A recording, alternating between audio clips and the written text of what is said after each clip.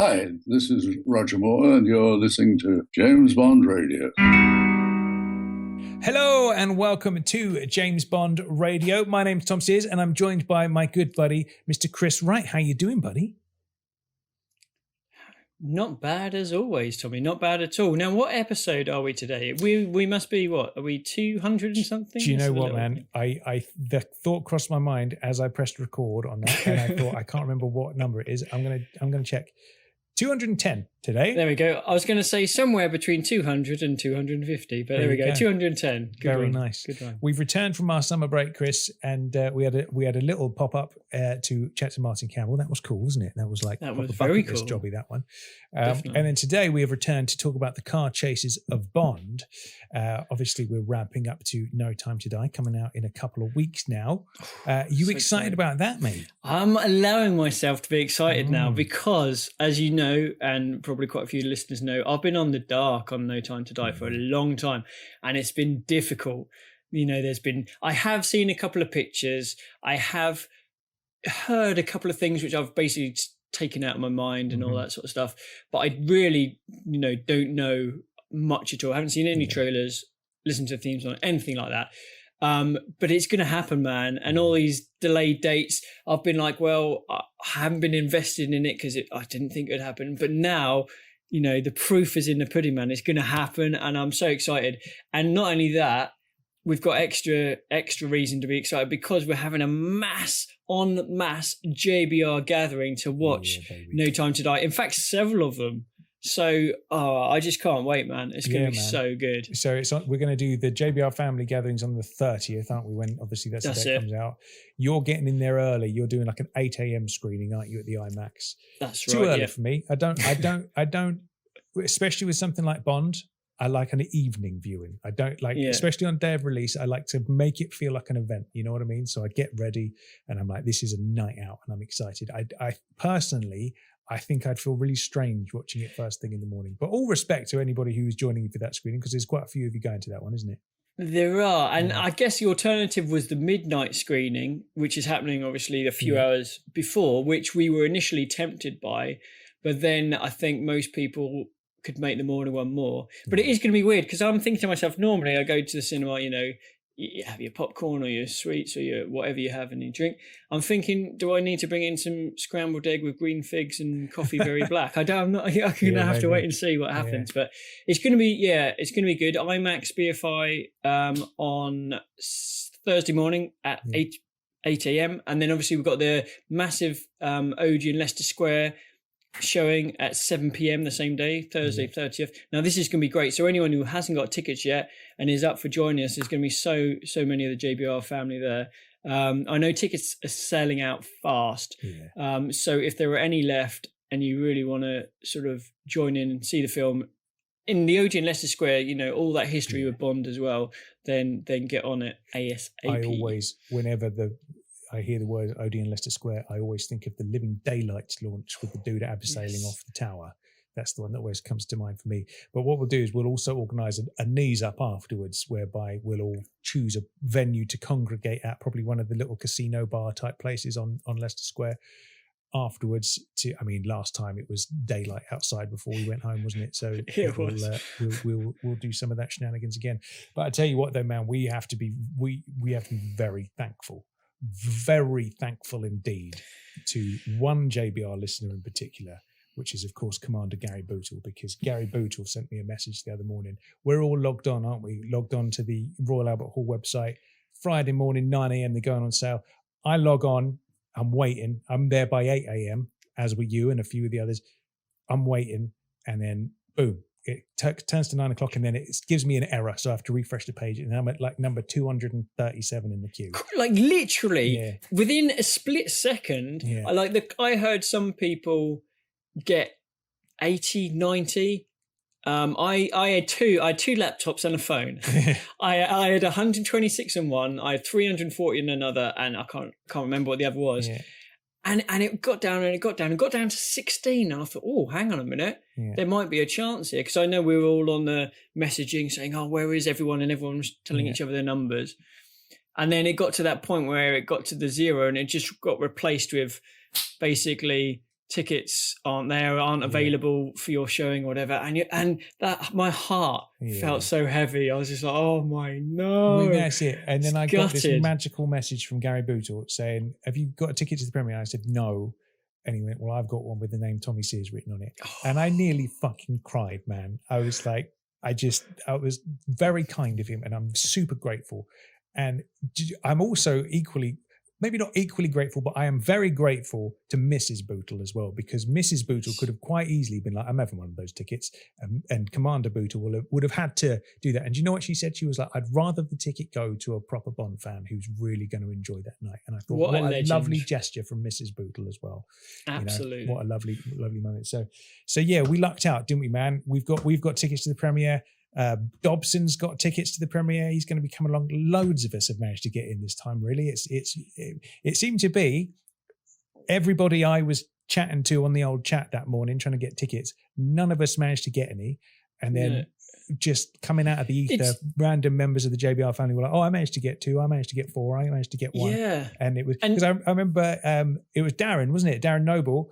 He didn't get one, and then all of a sudden, about half an hour later, he refreshed the page, and all of a sudden there was a ticket available. So it's strange, isn't it? And it was weird. It wasn't as clean cut and dry as you would imagine. It was like random numbers of tickets popping up at like 2 hours later, even. Yeah. So it was very strange. Yeah, it was an odd one, but man, super grateful to the Bootles for that one. Old Bootles getting a big JBR sandwich, that's for sure. He certainly is. He's getting more than he bargained for that night. I tell you that. He's going to regret inviting us after what we've got in store for him. But man. Just quickly, we have to say congratulations to anyone who got a ticket as well, and lucky enough as us as well, because obviously it'll be great. We'll get to all join the red carpet and get involved. But equally, like, obviously it's difficult because we almost didn't get any tickets, and obviously there must be like loads of people listening who didn't.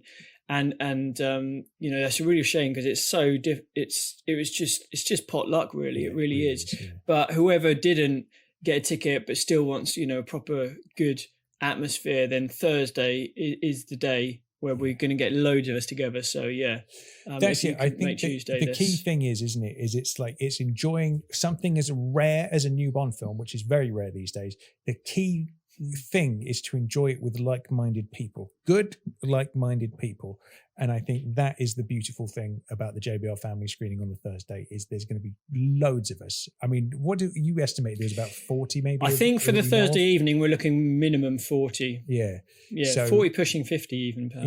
Yeah. So we should probably, I mean, what we did last time for Spectre, we had an afternoon meetup, didn't we, of like hours, but that was on actual, because the premiere day was on the same day as it came out in the cinemas, wasn't it? That's right, yeah. So we had like an afternoon meetup thing where we hung out, had something to eat and drink and all the rest of it. And then we all went off to the premiere and had the evening screening after that. So this time I'm sure we'll put the details out on the socials. We'll have an afternoon meetup, I'm sure, at some point, and then the evening screening.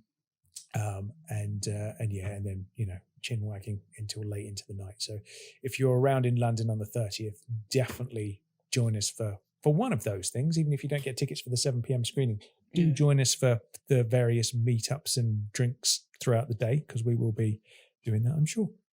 But man, super excited. I think we're finally going to get it this time after all this time. I've been in a weird place with it. I must be honest, right? I got so fever pitch excited a year ago, April or whenever it was, when we were 2 weeks away and then they first delayed it. Oh, what, for the French premiere we were going to? Yeah, we had all of that stuff booked up, man. And I was so fever pitch excited, and it so felt like the rug had been pulled out, and it was in a delay after delay after delay. And I've just, for a while now, I've just put it in this little box and been like, you know what? I'm just not going to let myself get excited. I'm just going to put it aside and just, you know, get on with life. And then when the time is right to happen, then it will happen, you know? And that's essentially what's happened, really. And now I'm like, okay, I can allow myself to get excited about it now. So in the you know, the 2 odd weeks we've got left for it to come out, I'm getting my motors running. But I tell you what I am doing, man. I'm taking a leaf out of your book. I'm not watching anything. I'm being like, right, I'm not doing it. I'm not doing it on the off chance that some disaster happens and it gets postponed again. I'm not teasing myself. I'm not going to watch any trailers again. I'm not watching Being James Bond yet. I'm going to wait until after I've seen the film, because I've heard there's some little bits and bobs in there. Not doing it. I'm going to go in cold, Chris Wright style. not Nice. not as cold as you because you've No, not watched anything. I have watched the trailers before, but since then I've put it in the drawer. The other thing to do is be 100% cautious, because the last thing you want is to catch the old CO19 when just before the premiere. So everyone stay safe out there, and avoiding the spoilers as well. If you're avoiding spoilers, keep your eyes off the old social media, especially for our Australian cousins down under, man. They've got a long old November, isn't it? Yeah. So there you go, man. So fingers crossed. Cool. We'll be good. So today we are talking car chases of Bond, aren't we? And we have a guest all the way from LA, Mr. Ross Sharphorn, who is a professional stunt driver. And with an awesome name as well, I must say. Absolutely. That is a proper super spy. That is a Bond name as well, isn't it? Sharphorn. I mean, come on. Yeah. So he's going to take us through the car chases of Bond. Now, I had a brief chat with him on Zoom a couple of months ago when he first got in touch. And he's gone through and catalogued every last detail of every Bondian car chase. And as a professional stunt driver, obviously, that's, a deep level of interest for him. But he's gone through, he's catalogued every license plate number, the horsepowers of the vehicles, every stunt person involved in each scene and all the rest of it. And, he's just gone deep. And I was very impressed with the depths of his geekery. Nice. So we're a little bit quiet in this episode because we had a little bit of a sound issue where when either you or I spoke, it was like over the recording. So we don't always sound like that. But. So we're a little bit quiet on this one, but we will solve that for part 2, where we can be a bit more chatty. But yes, so should we get started then? Should we chat to Ross and go deep on some car chases? Let's do it. A bit of car chases of Bond, part 1 with Ross Sharphorn.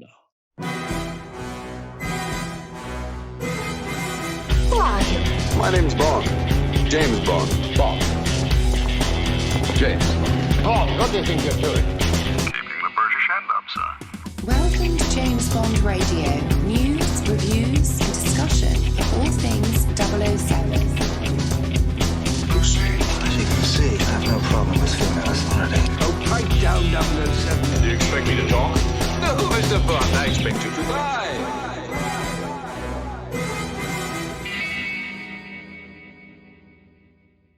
Ross Sharphorn, welcome to James Bond Radio. Thank you, guys. Thanks for having me on. This is going to be a tough act to follow having Martin Campbell on last, though. I'm kind of intimidated. I don't know. I'm sure you do. Thank you for having me, guys. So just for everyone that's listening, then, Ross, can you tell us a little bit about yourself, who you are and what you do, and why you're on this show? Yes. So I am a stuntman. I am based in Los Angeles, California. I've been doing that for about 15 years. And I specialize in stunt driving. So I love car chases, and I am just a James Bond super freak. I love talking about the Bond movies. They got me into wanting to do stunts and be a stuntman. Very nice indeed. So you first messaged us, God, probably over a year ago now, wasn't it? Saying, listen, if you ever want to do a car chase episode, I'm your man, kind of thing. And then recently, a few months back, we jumped on Zoom quickly just to have a little chat. And I was like, holy shit, this dude doesn't mess around, because you were saying you'd catalogued every car chase in the Bond series, and you'd noted down the model and makes of cars, you'd noted down the license plate numbers and all this kind of stuff, and you went real completist about it. And I was very impressed by your geekery, man. So yeah, I salute you for that. Yeah. Oh yeah, I nerded out on it big time. Yeah, not only just the Bond chases, but all chases in general. Like, I make it kind of it's my hobby, but just a mission to find every car chase that's ever been shot for, movies, television, and just, watch them and learn from them and see how we can, go into the future with, some knowledge about the past and how to make chases better and cooler and show people stuff they haven't seen before. So yeah, it's kind of a fun hobby I have. Very nice. And are you planning to do any replication of the Bond car chases that we know and love? Absolutely, yes. So that will be for later on, but we do have plans in the works here, and it hopefully will be on your show as well. We have a little plan in place for that. It's going to be a lot of fun. Very nice. Cool. Sounds good to me, man. All right then, dude. So is there anywhere our listeners and viewers would have seen your work, man? Is there anything they should look out for where they're going to see Ross Sharphorn in action? Yes. So just really quickly, couple of movies that I worked on, or movie and a show that are coming out, but can't really say too much about them because he did sign the NDA. Nice. One is where you guys are part of my generation watched Rescue Rangers and Tailspin and all that. Yeah. Darkwing Duck. Yeah. Well, we did make a live action version of Rescue Rangers, and I'm going to be on that one. And then biggest gag that I'm most proud of is going to be on the next season of the show Animal Kingdom on TNT. So Okay. gonna have to look for that one. But Sweet. a big gag that I'm very proud of. All right, nice. Yeah. It's nice to see, hardcore Bond fans out in the wild doing cool stuff like that. That's a nice thing to look out for. So, man, we're gonna take you through the quickfire questions, and then we're gonna talk Bond car chases. Are you ready? I am ready. Yes, sir. Right. Hit me. Beautiful stuff. So, Ross Sharphorn, quickfire question number 1 is: what is your favorite Bond film? Okay. I know this is divisive and it's polarizing, but I have to say, without a doubt, Tomorrow Never Dies. That movie hooked me like a marlin. Okay. I had seen GoldenEye, but and I liked it a lot. But as you know, 95 was a huge year for action movies. And so it kind of got, I want to say, lost in the mix. It definitely was, on my radar, but I didn't really know what Bond was because I was a huge Batman fan. I was all into Batman. Right. And then when Batman shit the bed in 97, here comes Tomorrow Never Dies right down the pipe. And I go, wait, this is a sequel to GoldenEye? My dad turns to me and he goes, there's like 20 of these movies, right? You got to check them out. So this dates me a little bit, guys, but I went to Blockbuster Video and I started getting the VHS tapes, and I went straight back. I think, what was it? Live and Let Die was the first older one that I saw with Roger Moore, and it blew my mind. I go, dude, how good can the action be in an older movie? Real good, apparently. So I was a super fan ever since, but I wouldn't have gone that crazy for it if I didn't love Tomorrow Never Dies. And honestly, people give it a lot of crap for the plot, but I think the plot's amazing, and it actually has dated very well because look at how crazy the media moguls are these days. That was way ahead of its time. Yeah. And the phone and the car and just everything, how Pierce was in his prime, and I just love that movie. And man, tell you what, to David Arnold, his first score, gone out of the park. Tell me that's not one of the best scores you've ever heard for a Bond movie. I completely agree on that one. So 100%. yeah, it doesn't get enough love, and I love Tomorrow Never Dies, man. That's it. Okay, Russ, question number 2. Who is your favorite actor to have played Bond and why? Got to be Pierce. Nice. By a country mile. He just looked the part. He encapsulated the part perfectly. Like, he took little pieces from each guy. He had the smoothness of Connery. He could deliver a joke like Roger. He had the dark edge of Dalton, and he looked cool in the action scenes like Lazenby, and so he brought it all together in one cohesive package for me, man. And I think he was robbed out of having a fifth that brought it back down to earth, having his For Your Eyes Only, to bring it back down to earth. I think he could have done a really good dark Bond. But he did good with the material he had, and everyone always agrees. And I heard you guys muddling through the Die Another Day episode, by the way, which was rough. Muddling is a diplomatic word. Yeah, but even that, people say, even though this was bad or this was bad, Pierce was still good. He still did his job, and so that's my guy. He'll always be my guy. It's a beautiful thing. Yep. All right. Nicely done. I like to hear that. I like to hear support of Pierce. That pleases me a lot. Good stuff. Next question then is favorite Bond book.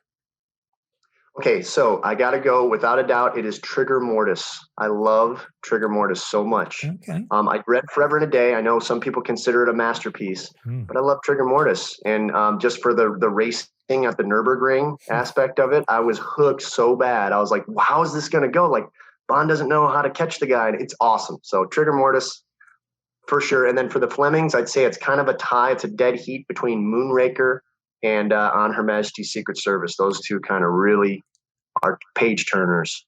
Something told me Moonraker was going to come up, the old car chase in that as well. Yeah. Oh, that's a good one. Yeah. Good Fleming chase. Yeah. Okay. This is a hard question, Ross. Who would you say is your favorite Bond girl? Oh, there is so many. I mean, now we're talking Bond girl we'd like to take home to the folks, and Bond girl we'd like to, okay. Exactly. Put in a very, very, politically correct way. I like the way you did that. Yes. That was nice, yeah. The missus is here. But yeah, so I would say best Bond girl for me is Diana Rigg. I have to say Mrs. James Bond, because even though there was some treachery and there was some, you didn't know which side of the line she's standing on, and that's why Vesper Lynd is great. I just always felt like even though Vesper Lynd is an amazing Bond girl, she still betrays him, man. She still gives him up, like, you can't trust Vesper Lynd. So I got to go with Tracy, man. She could match him, in the physicality. She could match him in mental wits. And driving a car as well. Exactly. She drove the car chase. How am I not going to love that? She drove expertly, by the way. She got him out of danger. And then for the runner-up, Electric King comes to mind really quickly, but I have to go with someone that it's one of the biggest crimes that Daniel Craig had to go save the world. I got to go with Solange, Katrina Marino. Oh, man. Yeah, that one makes me bite my fist fairly hard in that scene for sure. Yeah, she doesn't come up a lot actually, so that's good. That's a name we don't hear. The crime. She should come up more, if you know what I mean. Nicely done. Yeah. You might have just sort of touched upon this subject for the next question, but what is your earliest memory of Bond? Was it GoldenEye when you saw it and liked it, or was it something before that? No, it was actually when I was a very young kid, probably 3 years old. The Golden Gate Bridge and James Bond are forever connected for me because the first Bond movie I ever saw was A View to a Kill. And I saw it on video at my neighbor's house. Didn't know what I was watching or what was going on. It didn't register that it was James Bond or anything. But then later on, when I saw the movie poster, I go, wait, how do I have a memory of this, of the tuxedo on the Golden Gate Bridge? That's got to be the earliest memory right there. Nice. Yep. That's a great one. A lot of the visuals of the posters and stuff of View to a Kill is really, really strong. It's not a film that gets a lot of love these days, but the marketing of it was pretty spot on. Great. The iconography in them. Yeah, exactly. Excellent. Okay, next one then, Ross. What would you say is your favorite Bond theme song? Ooh, that's tough. So many good ones.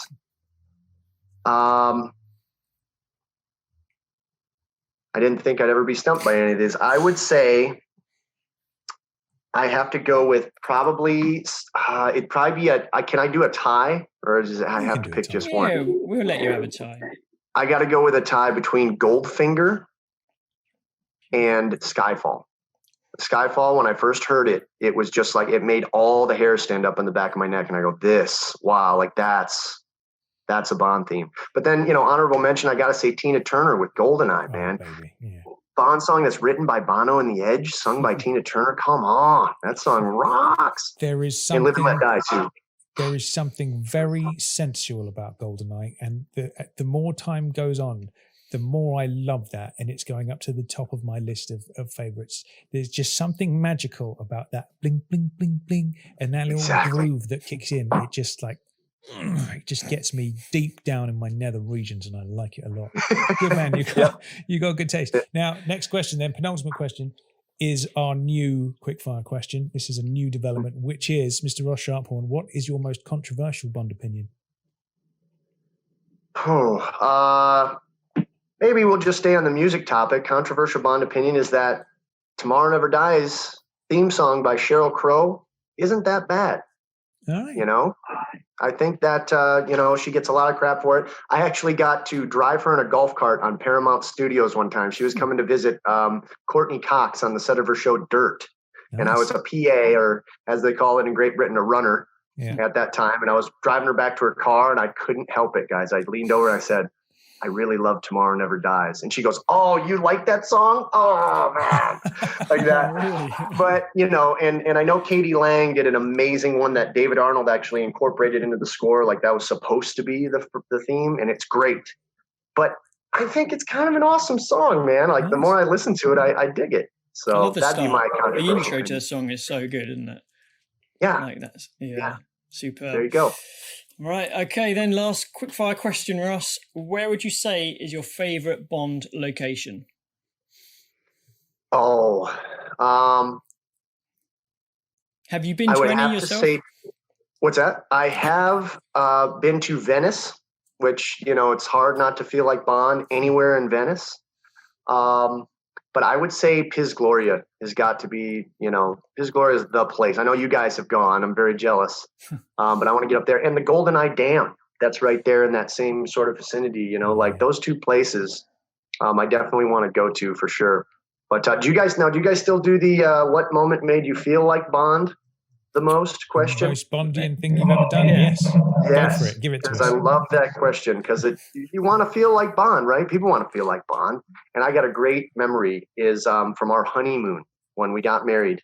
We're on a boat and we're in the Caribbean. We're in Aruba and we're slightly drunk. Okay, very drunk.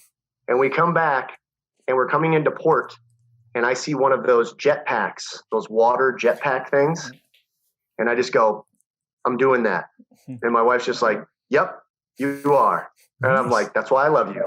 And we just went over there. I'm, drunk as a skunk, but I'm on the jetpack and I'm flying around this harbor. I'm going higher than the masts on the ships and I'm doing like figure eights and stuff. And I'm looking around at this beautiful water and the coastline and I'm, just kind of buzzed out on my jetpack. And I'm like, I feel like James Bond right now. And it's great. It was great. And then I won't tell you what happened after that, but it was a great day. Great day. You felt like Bond in the evening as well. We won't probe. Very much so. Yes, sir. There. Yeah, absolutely. Cool stuff, man. All right. That's I enjoy your Bondian tastes there. Anyone who's a Pierce fan is a good man in my book. So I think it's time to talk car chases, don't you? Yes, sir. Let's do it. Good, man. So obviously what we're going to do, this is going to be a two-parter. So we're going to start off obviously with Dr. No, and then we're going to go through to maybe For Your Eyes Only today. And then next time we will be doing the kind of last half of the series. So like I said earlier, man, you're a completist. You're a scholar of car chases in general with a specialist subject of Bond car chases. Would you say that's an accurate description? That is true. And I would say that there's only one other guy that could fact check me on this, and please do so. And I'd love to have a conversation with you as well. John Audi. He is, I hope I'm pronouncing that right. John Audi does the Behind the Stunts podcast. That guy, holy cow, what a wealth of knowledge, being a stunt historian. So he'll probably check me on a few of these, but I think I got all my facts correct. So yeah, let's get right into it. Let's dive deeply, boys. All right, man. Let's do it then. Dr. No, then take us away. All right. So Dr. No, the first car chase ever from Bond was actually not in the Sunbeam Alpine, right? It was in a 57 Chevy, right? A 57 Chevy Bel Air. Remember, they picks him up at the airport and he's taking him in and he gets chased by an Impala. And it's a great chase, a great little fun bit of the movie. And so the stunt team that was involved on that was in a name that you're going to hear a lot for the first half of this list is Bob Simmons. So Bob Simmons was the stunt coordinator and he was the driver. He doubled the chauffeur driving the 57 Chevy. And actually a fun fact is when they do that hard right turn and they get, they kind of skid into the dirt road, that was actually Connery in the back seat hanging on. So they just kind of hang on back there, lad, let's go. And they skidded down the road. But also George Leach and Rocky Taylor, also names you'll probably hear again. They were involved on the stunt team. But the cars involved were a 57 Chevy Bel Air, had a V8 with 162 horsepower. And Chris, do you know the license number? I'm going to test you on a lot of these. Hang on a minute now. I don't think I do for this one. This is a beautiful, beautiful thing. I feel like I should have come more prepared. Let me think. It's for which car? The Sunbeam or the Bel Air? The Bel Air, the one that Bond is riding in. You got me on that one. For a ride. It is R4682. Oh, I'm sorry. No, that's the Chevy Impala. It's J7715. J7715. That's it. And then the 61 Chevy Impala that's chasing them with Felix Leiter and Quarrel, that is a 61 Impala with a V8, 135 horsepower, and that was license number R4682. And that's where they're chasing them down. What I really liked about this part is the sound design. Anyone that's listening, just make sure you're keeping notes because there might be a quiz that Ross is going to host sometime, and so you'll need to know these as answers. If you got a spot on your 00 team, I'd love to wear that moniker for sure. Nice. But anyway, the sound design of the old V8 engines is what I thought was amazing here, guys. It's just the sound. They're going down the road and it's boom, very, very cool. The chase is literally straightforward except for that one nail-biting hard right turn when they slide onto the road. But the fun fact was that the speedometer that's shown in the Bel Air was actually the speedometer from a 57 Ford Fairlane. So it's not the correct speedometer that they show in that insert shot, which is a kind of a cool factoid. Look at you. I love the little cheeky smile on your face because you've spotted it. And I would imagine you're probably the only person or one of a very small group of people in the world who've ever noticed a detail like that.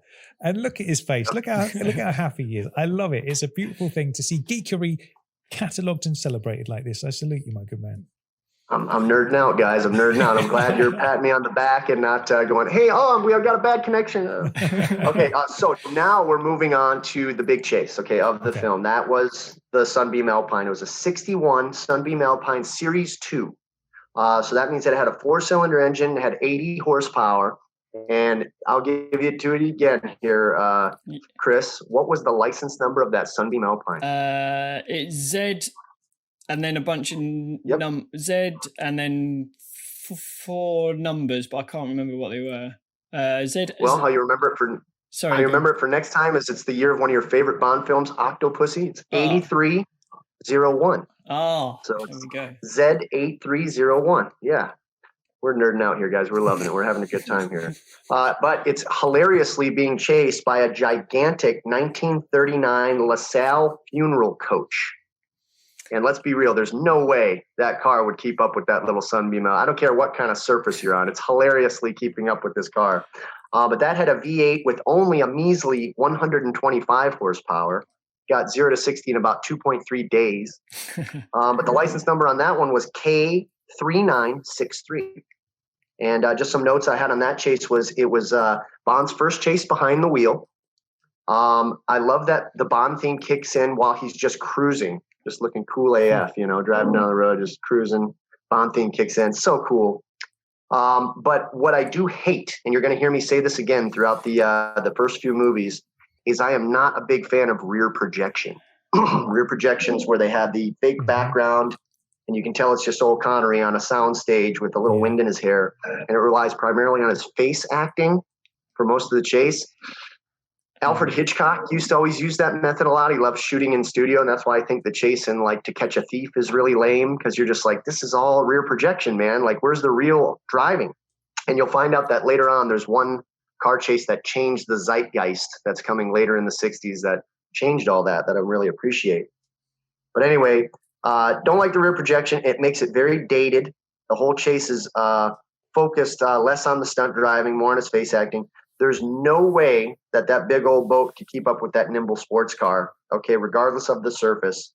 And I love how you can see the front wheels almost fold under the car as it makes a turn. That's called an understeer. An understeer is just, it's going to fold those front wheels over and not turn. And you're just like, wow, that thing must really not handle well. Also funny how when it goes off the cliff, you'll notice if you're a very eagle-eyed viewer, that it turns into a 1949 Humber Super Snipe Mark II. It is not the same car when it goes over the cliff. You'll notice that because the headlights suddenly are then integrated into the fenders. Is that particular type of vehicle more flammable? Right, and it explodes out of nowhere, right? I had a note in there too, is that I just always assumed that the Three Blind Mice had a couple of loose grenades in there, and they accidentally blew themselves up. Because why does that car explode? I have no idea, but it's funny. But yeah, great special effect though. I mean, that thing blows big. Even from day one, they knew how to do good explosions in the Bond movies. And also, I thought it very funny, a choice that you never see the Three Blind Mice in that chase. Like, they never hang out the window. Like, we're so used to Bond being chased by the gunman in the black sedan. They're hanging out the window shooting. You never see them hang out.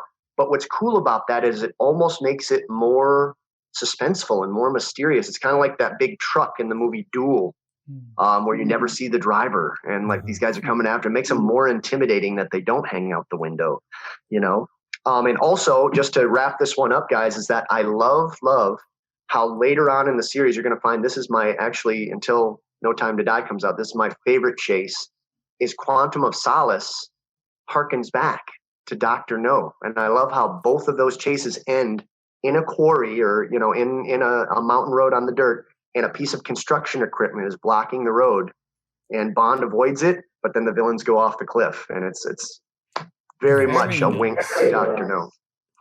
I like that. What do you think to that, Tommy? That's a nice little link there. It's something I hadn't thought of. So yeah, nicely done. Do you know what I'm liking is this next level attention to detail, because I've never noticed that that's a different car going off the side and blowing up and all that stuff. So, and I would never have noticed the dashboard in a billion years. So it's like this is a great thing. So let me ask you this then, Ross: is how do you, as a professional, how do you rate this car chase out of 10? Out of 10, I would give this car chase probably a 2. It's very low on the list. They had they did what they could with what they had. And so I appreciate that. But just from the amount of rear projection, how they use that as a crutch, the big cliff dive and the explosion really isn't enough to make it up for the rest of the chase just being kind of lame. Yeah. But they definitely got better, as we'll discuss for sure. But the one-liner at the end almost saves it too, though. They were on their way to a funeral. That was pretty cool. Now, one quick side note for you guys. Does it bother anyone else that Miss Taro gives Bond the wrong address, but he finds the house anyway? I've noticed that all the time, yeah. 2171 Magenta Drive, and then it's something completely different or whatever. Something completely different later on. I always laugh at that. I'm like, who's the continuity person on this movie? Yeah. But I always just think that's either Bond being totally badass and finding it anyway, or it's just a continuity mistake. Yeah, I reckon probably let's go with the first one. It sounds better. Yeah, there you go.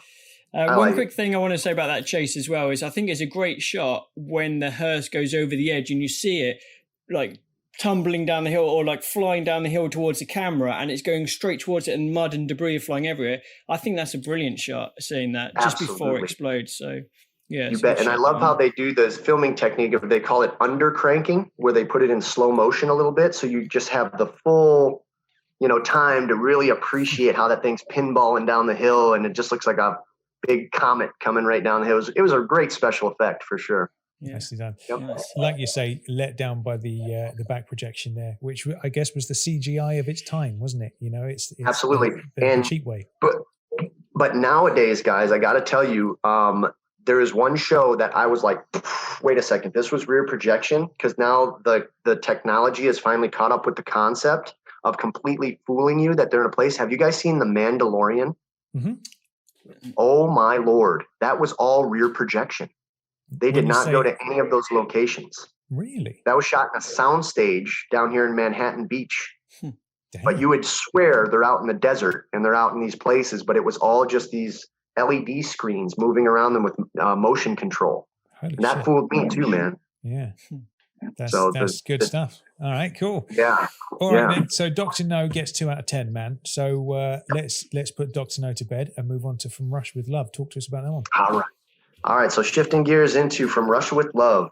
Now, Bob Simmons was taking a rest on this one. He was booked on another gig, so Peter Perkins took over as the stunt coordinator, assisted by Jack Shalomir, who was the stunt driver of the 1961 Chevrolet C30 Apache. Sounds pretty cool for a flower truck, huh? But it was a 348 V8 W series big block with a 409 horsepower. So that truck was a sleeper, man. That was a fast truck. They could probably outrun a helicopter. But the license number, you want to take a crack at it, Chris? I don't know. These are kind of tough. I'll pass this one on to Tom, actually. Yeah. Go ahead, Tom. You might as well have my stock answer to all of these, which is I haven't got a clue unless it's the DB5s or the Lotus. Other than that, there you go. All right, I'll keep that in mind for later on. It was 61B 12537.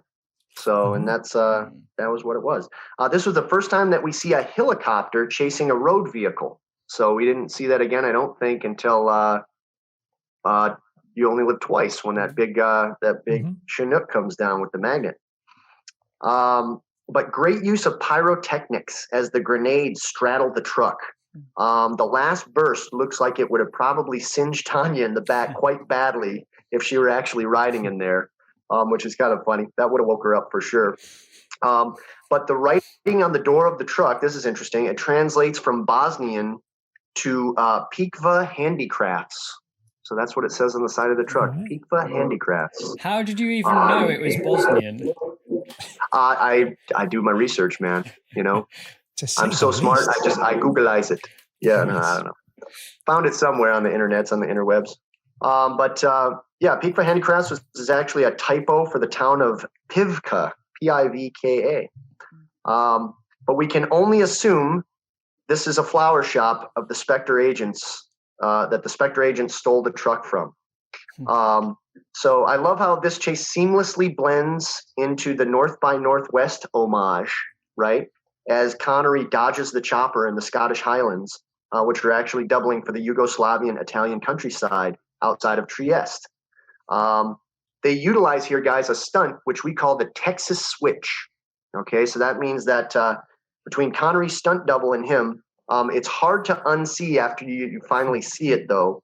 But I love the final huge explosion and another classic one-liner from Connery to cap off the sequence, even though that was done with rear projection as well.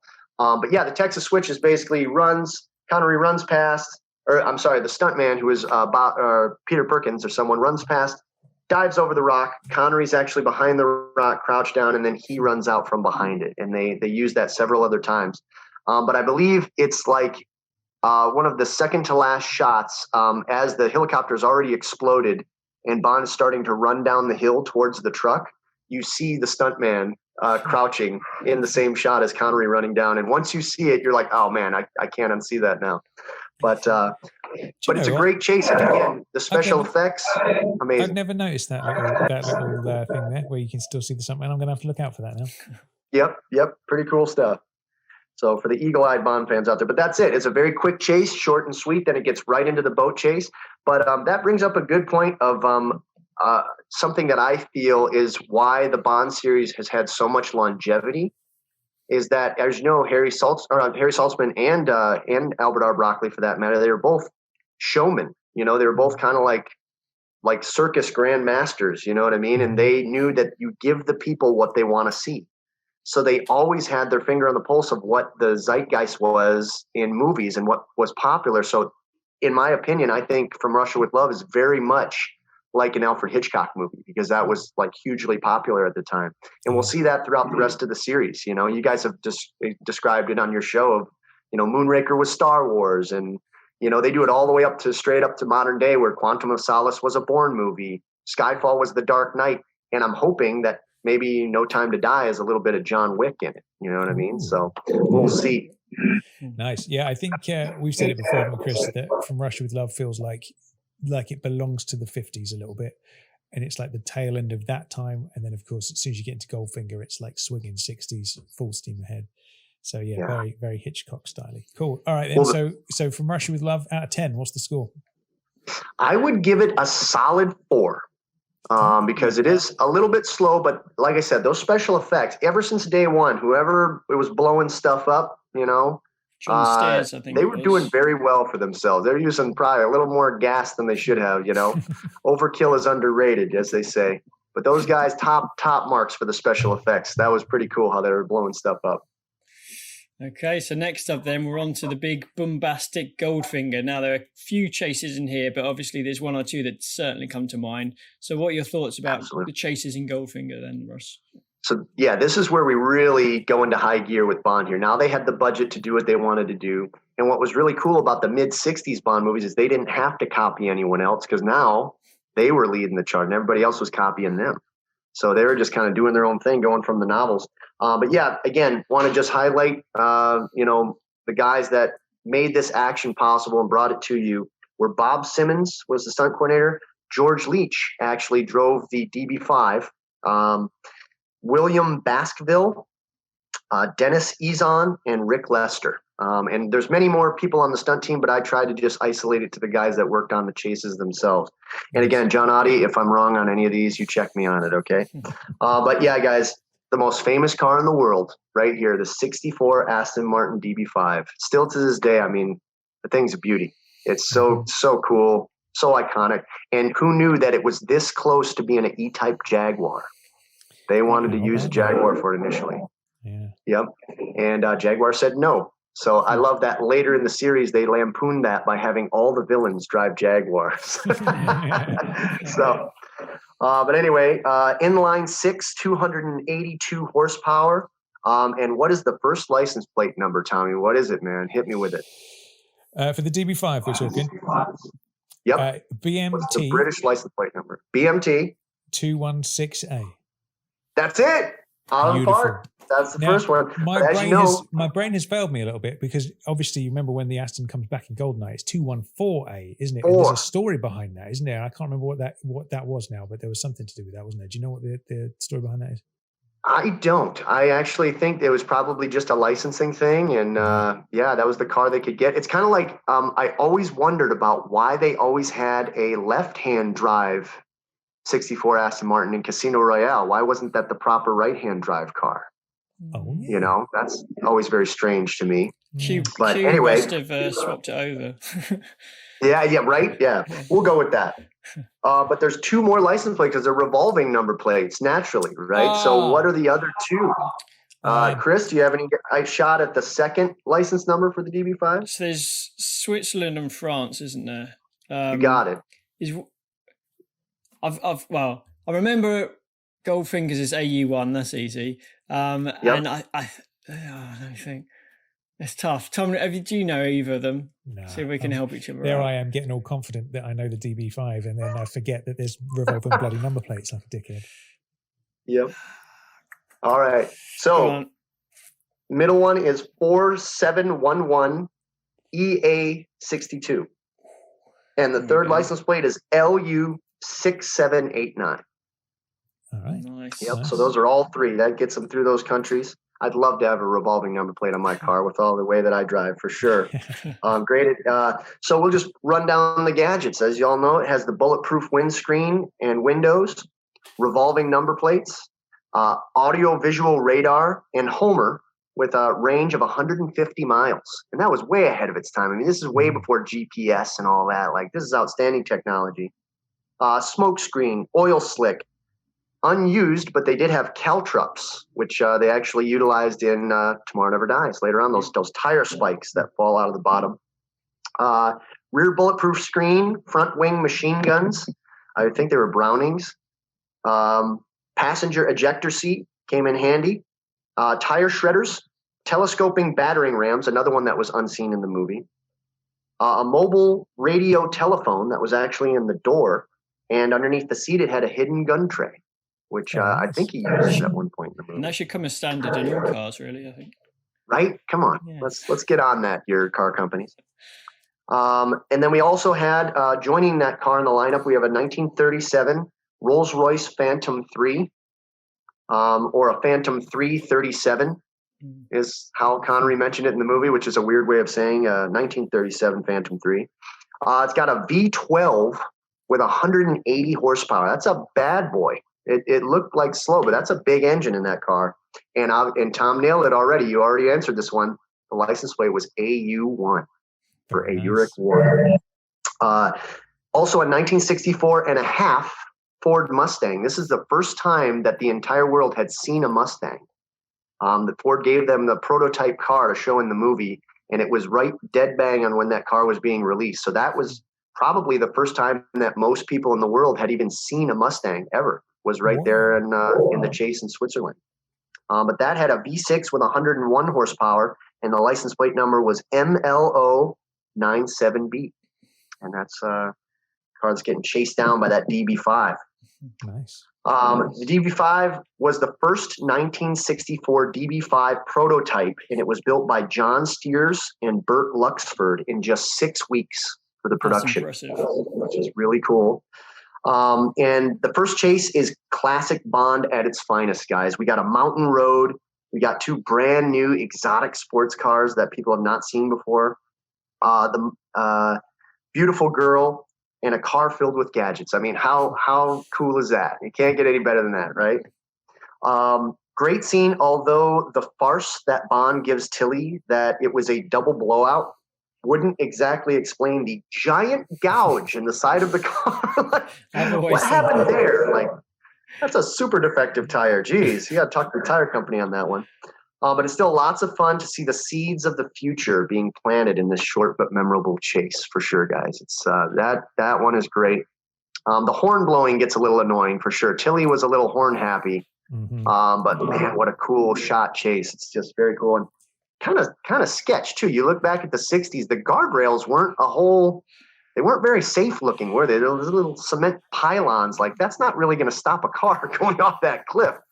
So they were amazingly brave back then to drive on roads like that. I'm still like raising my eyebrow at the phrase horn happy, but do ignore me. I'm a disgrace. Yeah. All right, I'll drink to that. This is pure vodka, by the way. Amen to that. Nice. All right.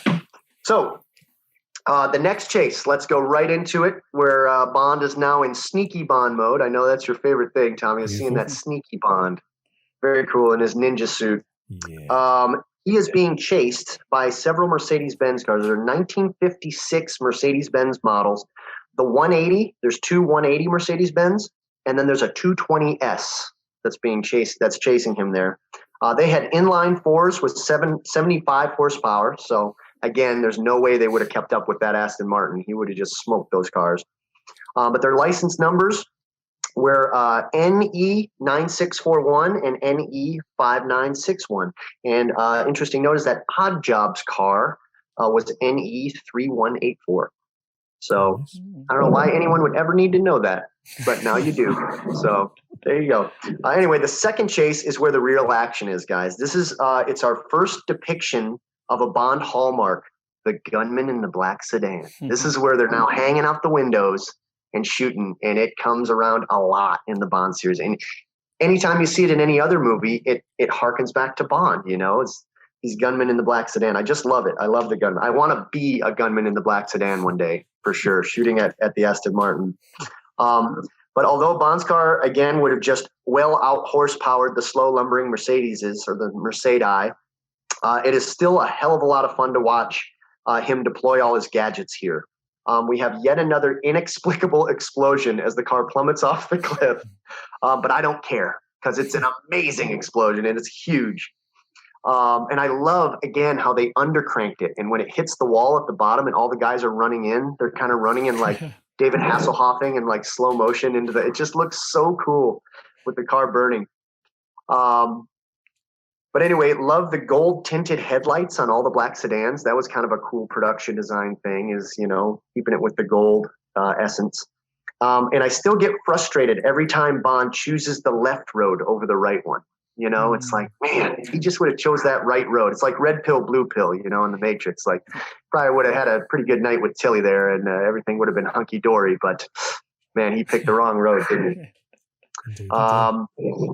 But anyway, had he gone right, yeah, you know, maybe he could have got a good shag out of it. But anyway, and maybe Tilly would have lived as well. That would have been cool. But alas, he doesn't. And they both get offed by Odd Job. Both of the Masterson sisters. Odd Job takes them both down. But however, this does make Odd Job's death scene all the more satisfying as Bond is kind of avenging the Mastersons in that moment. If you think about it, he was, you know, putting foot to ass for the Mastersons, man. And then there's a third chase. The third chase is another memorable one as we finally get to see Bond deploy the ejector seat. And I gotta say, guys, there's always like something that sticks in your mind about a Bond chase. And this one has to be, I'm sure you would agree with me, the grandma with the machine gun. What a badass grandma, man. She's sitting there ready with her machine gun in there. Man, I love that. It always makes me laugh when she's just leaning back. Awesome, man. Just making cookies now to shoot you.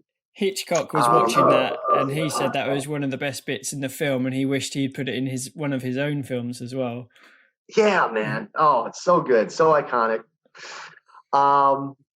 Yeah, and then you know, it's the grandma. Still, I have to say, I have to throw it in there. Even though I really enjoy this, there's still a lot of rear projection. But it edits together really well in this one. It's not as distracting because it's at nighttime, and so it's not as distracting as Dr. No. And they do undercrank the camera in spots here and there that they, you know, or I'm sorry, they undercranking is where they speed up the film, and overcranking is where they slow it down. So undercranking, they sped it up. So when he's going through I love that they shot it at Pinewood, but they're between the sound stages, you know, and Goldfinger's base, and it's kind of, they sped up the film, and you can tell. And that kind of bothers me a little bit. But hey, it was the filming techniques of the time, so we all love it and appreciate it. Does not distract from the excitement of the chase. But the whole reason that Bond is caught twice is both having to do with him making mistakes. If you think about it, is if he would have taken the right road, he would have made it out. And if he wouldn't have gotten punked by the mirror, he wouldn't have hit the wall, and he would have made it out again. So it's kind of, you know, I kind of like that, actually, as it makes him more human, kind of like Indiana Jones, where, you know, he's fallible. He's not a Superman. He's just a human being in there doing what he can, but he's making mistakes, you know. So it's so funny how he's always put on this pedestal of he's the secret agent, super spy that got all the right answers, but he messes up a couple times, and it's all how he deals with it after that makes him cool, you know. That's exactly right. Spot on. Yeah. But that's it, guys. That's Goldfinger. What would you give Goldfinger then? Obviously, 3 chases. There's a lot more action. Decent. A lot more action. Chases. A lot more gadgets. I gotta go bigger on this. I gotta give it a solid 8 on 10. Wow. For sure, it's an 8 on 10. For sure. That's you know, there's so much iconography in this one, and you know, it's still probably parodied to this day. You know, like that's the chase we all think of. So yeah, that's a big one there. Yeah. What about you guys? What would you give it? I think you're pretty much on the money. You know, you got 3 different chases. The Aston Martin's so memorable. I do like the bit where initially Tilly drives past and Bond drops a gear, is about to go after her, and then he's like, discipline 007, discipline, and slows back down. I just love that moment so much. And then obviously we get a bit more where they're sort of got a bit of hairpin chasing. But yeah, no, I think an 8 is a good result for it, definitely. Yeah, I'd agree with that. I think that really, for most people, if you think of Goldfinger, the DB5 isn't far behind, is it? Like when you think of that film, that is such a huge piece of the pie that, yeah, it's got to be right up there. And I think it's funny because, like you mentioned, there's like some of the gadgets built into it and stuff, and that some don't get used. And I think that sometimes is like, you could look at that as like, oh, well, that's a missed opportunity. I wanted to see the, you know, the little spiky balls come out the bottom and stuff and all that. But it's nice that you in the battering rams and all that. It's kind of nice that it's like that almost leaves a bit to the imagination to think of like, oh, okay, you might use those next time, and you just don't see it actually happen, you know. But yeah, man, it's right up there. You can't, you know, that image of Bond in the DB5 driving through the Furka Pass, you know, tailing Tilly. It's just like, man, that's one of the most iconic pieces of film ever made. But absolutely, yeah, it's cool. What do you think about that moment where, obviously, you mentioned the thing about where he gets fooled by the mirror and he drives straight into that wall? Like, how do you feel about that as a stunt driver? Is that like, you know, were those blocks made of, I don't know, polystyrene or something, or what? Yes, yeah, absolutely. That was George Leach doing that stunt as well. And yeah, it was all it would be sort of like you know, a foam sort of material or maybe cardboard, but it was definitely not real bricks. But what's really cool is that there's some behind the scenes footage. I think they used it in the trailer where on the first take he actually goes clear on through, like he hits the wall and just keeps going. And then they did a second take. We're like, go ahead and lock it up, George, and jam the brakes and let the bricks fall on top of the car and jam it in there. And that was the one they used in the movie. Nice. But yeah, just as far as the mirror goes, it's just one of those things where, you know, again, let's put ourselves into Bond's shoes, right? Your adrenaline is jacked, right? You got 100 guys chasing you. They all want you dead. You're flying through. You don't know where you are. You don't know which way is up. I could actually see that happening if there was a giant mirror and you saw nothing but headlights coming your way. Yeah. You know, that was all he could do, really, to bail himself out of it. The number of bullet holes on the windscreen really sort of obscured his vision as well, didn't they? So I think that has a big part to play in it. But yeah. Nice. Yeah. Absolutely. Yep. All right, then. It's time for a bit of Thunderball. So, Ross, take us for a ride. All right, man. So, cue up the old Tom Jones. Start singing till you pass out, because here comes Thunderball. The stunt team, again, was Bob Simmons. Just the man. Legendary, man. Legendary guy. And George Leach, back again, because he was familiar with that DB5. They had a professional motorcycle rider named Bill Ivy riding the BSA Lightning motorcycle with the rocket launchers on it. And Ray Andrew and Courtney Brown were two more of the stunt team that worked on the chase sequence. Again, same exact Aston Martin DB5 from the last movie, same horsepower ratings, same exact gadgets and license numbers. But this time he's being chased by a 57 Ford Fairlane 500 Skyliner.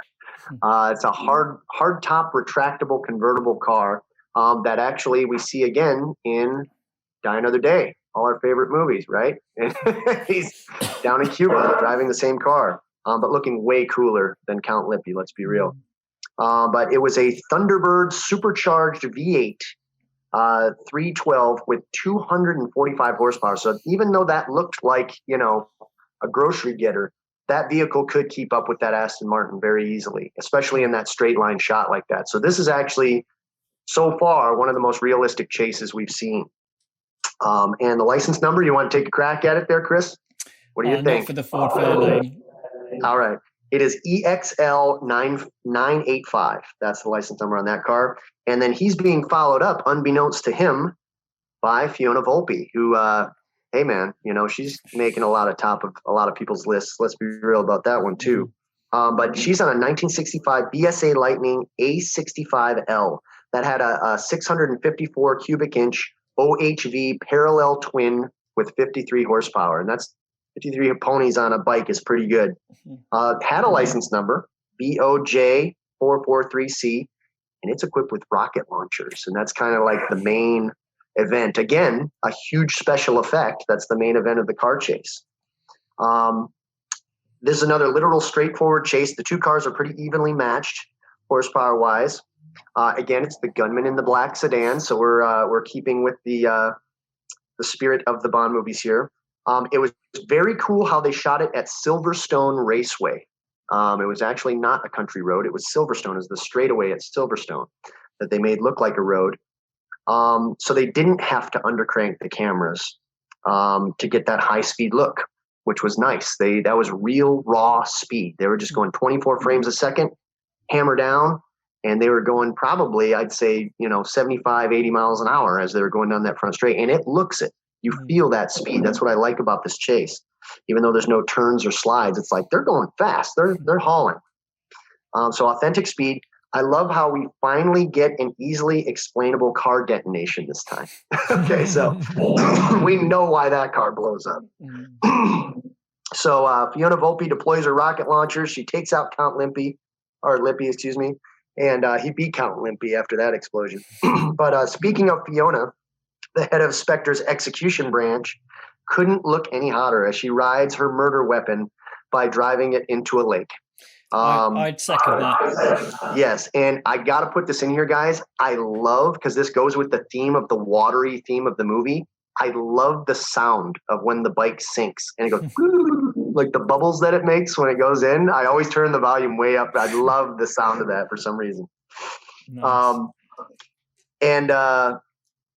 So also love how Bob Simmons, this is a great story. So Bob Simmons made Terrence Young think he died in the car explosion stunt. So he was actually, they took the driver's side door off of the car and Bob was hanging out the outside of the car. And when he went through the fence, he dove out and rolled into the grass. And then the car went ahead like about 20 yards and exploded. And he snuck off. Everyone ran into the car to put it out. And they thought Bob was still in there. And Terrence Young was just beside himself. And then Bob comes up behind him, taps him on the shoulder and says, "It's a good one, Gov." And he's just like, "Oh, God, Bob, you're over here. You're freaking me out, man." So that's Bob Simmons for you right there. Like what a legend to do something like that.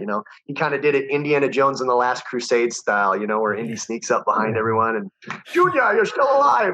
It's great. Oh, that was a solid Connery that you just knocked out for us there. Impressive work. Yeah. But of course, darling, takes many years of practice. So that was great. Just a lot of fun with that. Also interesting was how the camera car was an old Rolls-Royce Phantom 3, just like the one from Goldfinger. So you don't see it in the chase, but that was what all the cameras were mounted on, was that big old V12. And I told you that car was fast, man. That's a fast car in a straight line for sure. But anyway, then we got a little chase snippet that I added in there is, because I'm a completist.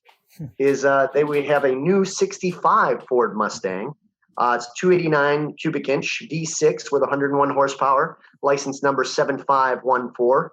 And the upper plate is 205 for some reason.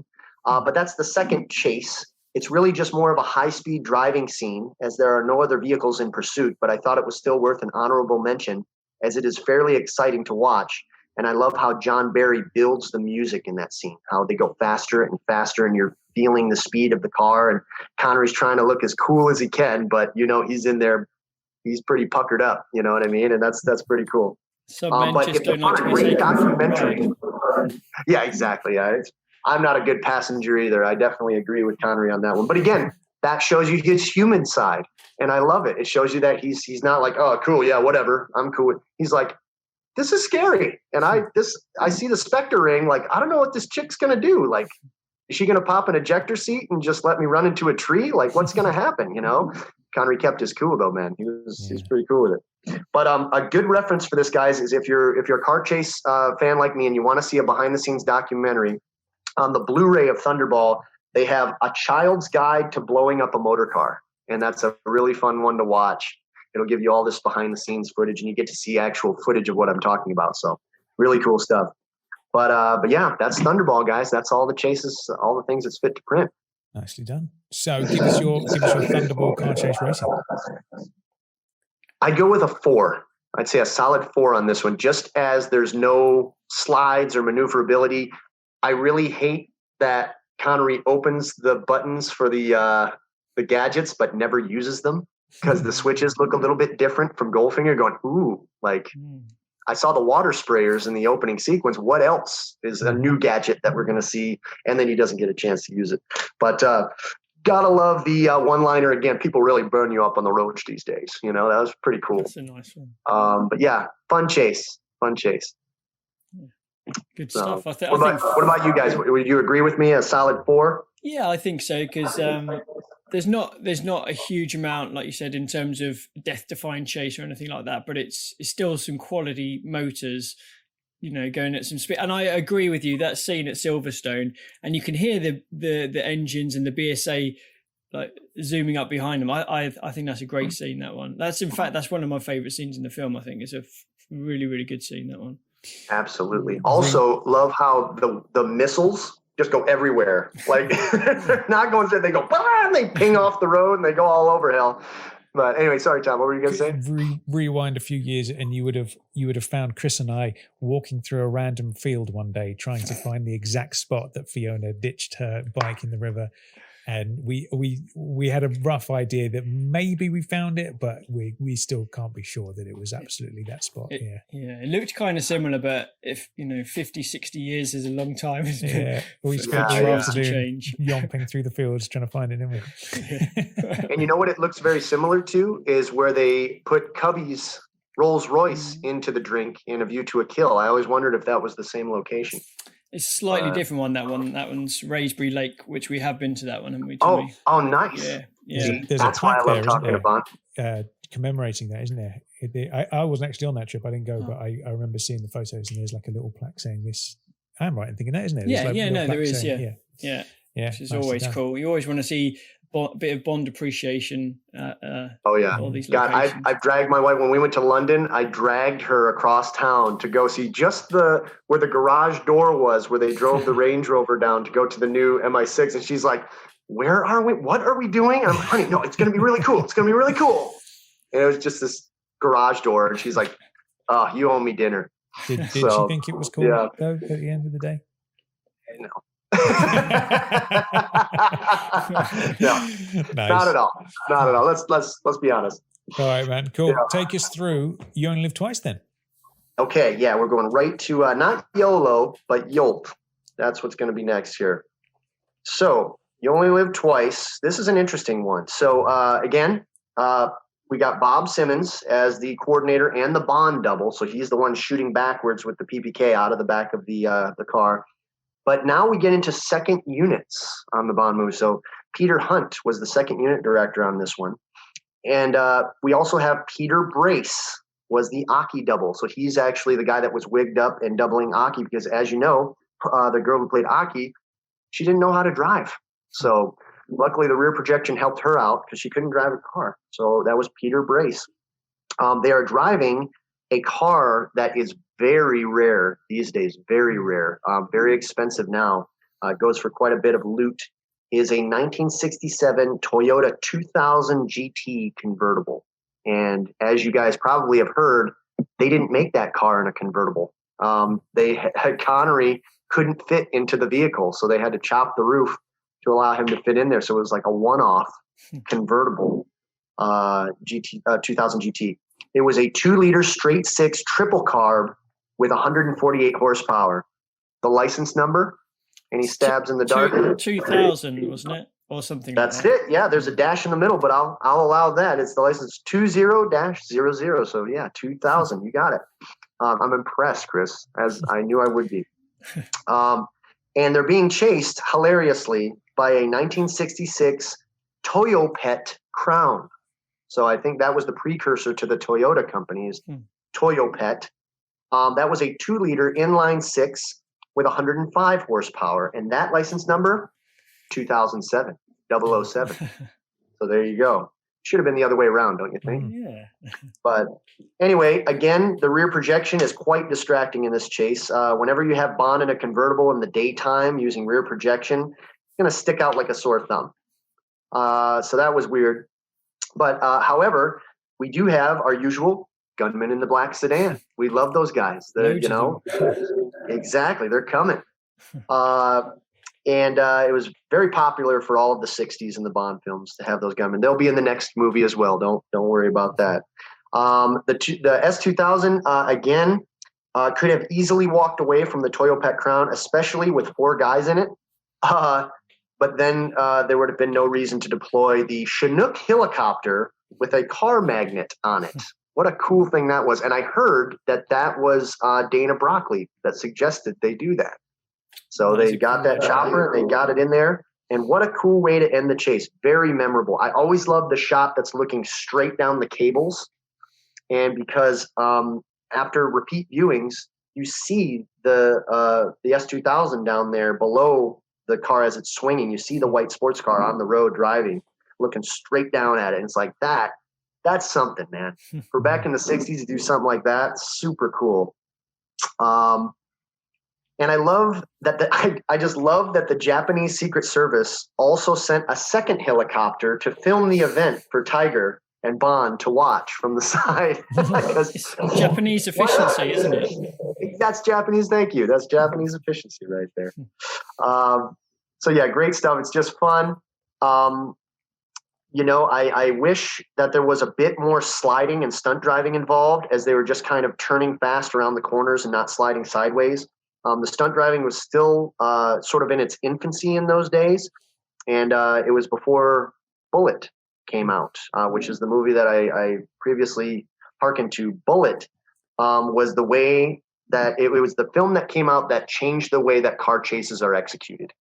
And so just to touch on that, a year after this movie came out was, as you guys know, Steve McQueen made a movie called Bullet set in San Francisco. And he said to the studio, I'm not doing that rear projection stuff. Okay, that looks chintzy and I don't want it. I don't want to look like I'm in an Elvis Presley movie. He's like, we're going to do that for real. We're going to take these little brand new Ariflex cameras that are now very small. We're going to mount them on these muscle cars and we're going to send it. And we're going through San Francisco as Bud Eakins doing the jumps and Steve McQueen doing pretty much the majority of the rest of the chase, chasing down Mr. Bill Hickman, which was the guy in the horn-rimmed glasses. He's one of the most famous stuntmen ever, and he's in the 3 chases that I would say are the triple crown of stunt driving, which would be Bullet, the French Connection, and the 7-Ups, and just a legend in the stunt driving world. And ever since that movie, they said, hey, let's kick that rear projection to the curb and let's get out there and shoot it for real. And that's what the next Bond movie kind of touches on, which is really cool.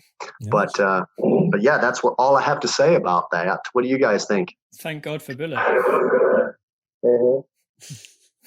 So as far as ratings, I'd say this one would be a little higher. I'd say I'd give it a 5, a solid 5 on 10 for sure. Nice. The whole magnet thing is a very memorable.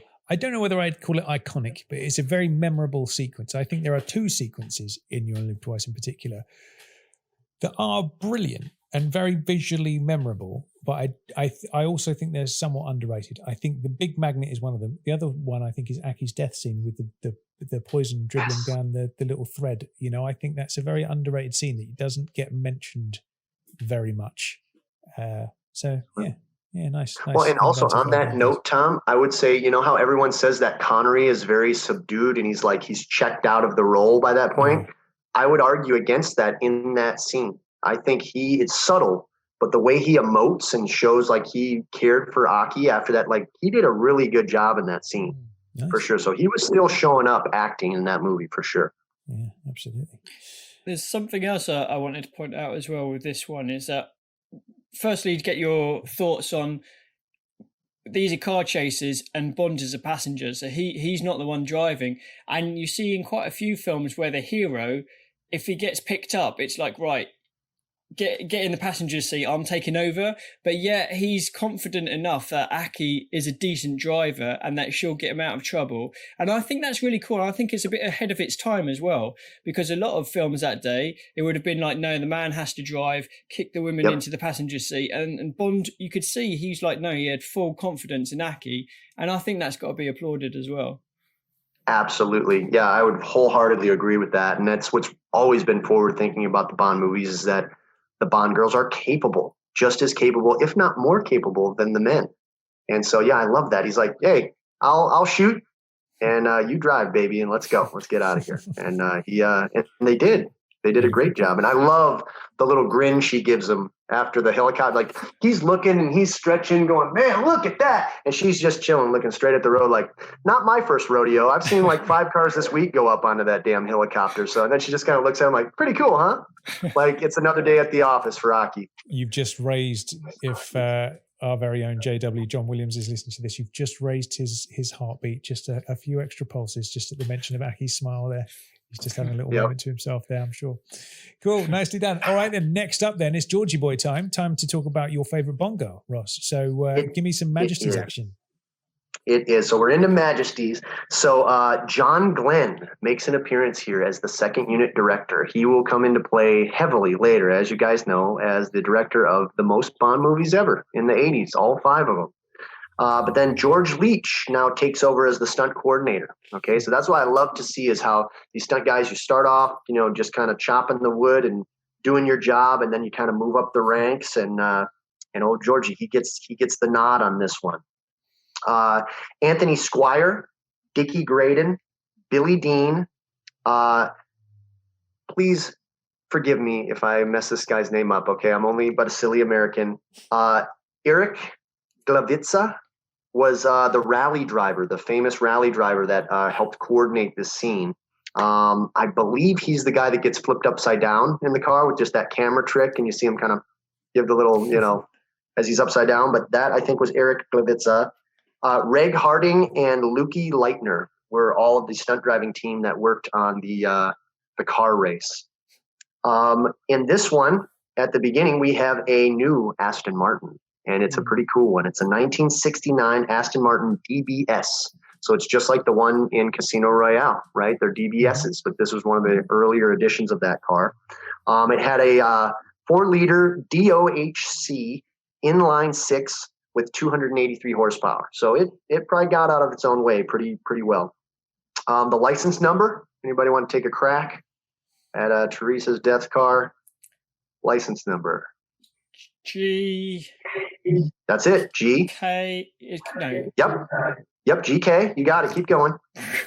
Go on, right there, Chris. I've got a brain fart. I'm rubbing your shoulders from across the pond. Keep going, buddy. I think it's GK and then a letter and then a space and then a number. GKX and then a space. GKX. Keep going. I don't know the rest of it. Oh man, you're so close, Chris. It was 8G are the other two. Number and letter, but yeah, you nailed GKX8G. Great job, man, dude. I wouldn't have been able to pull these if I didn't have my notes in front of me. Trust me, that was great. This one also has a gun tray in the glove box, right? And let's all be real, guys. Don't we wish that it had a bulletproof windscreen? Indeed, we all wish it had a bulletproof windscreen. That would have saved us all a lot of trouble, especially Lazenby, old George. And also, This is a muscle car, straight up. It's a 1969 Mercury Cougar XR7. It had a 390 cubic inch block with a 428 Cobra Jet V8, and it made 335 horsepower, guys. Like, that is a fast car right there. So props to the Countess for picking such a hot rod. The license number on that one, I'm just going to go right into it, 2318 TT75. That's Therese's license number. And then the gunman in the black sedan this time, it's the favorite black sedan of all villains, the Mercedes-Benz. So it's a 1963 Mercedes-Benz 220S W110. So I think those come equipped with a free Nazi ghost that whispers into your ear, Schnell, mein Schatz. You must catch them. But anyway, inline 6 with 124 horsepower. License plate is BE3232. Okay, so that's the vehicles we're working with here, guys. But this is an exciting one. I really enjoy this chase a lot. And just before we get into it, I have a quick note. I actually met George Lazenby one time. He was doing a screening of this movie at the Egyptian Theater. I want to say it was probably 10 years ago. And there was a Q&A afterwards. And so what do you think my Q&A is going to be, guys, right? It's got to be about the car chase, right? So I raised my hand. He was a little bit hoarse. He had laryngitis, but he kind of spoke up in his Australian drawl. And I said, that chase didn't look like it had a whole lot of rear projection. It looked like it was shot for real. How much of the chase did you get to ride in the car for? Because I know he didn't drive. He was, again, trusting his lady to get the job done. Again, great note there. But he was a passenger. So I go, how much did they let you ride, George? How much were you in there?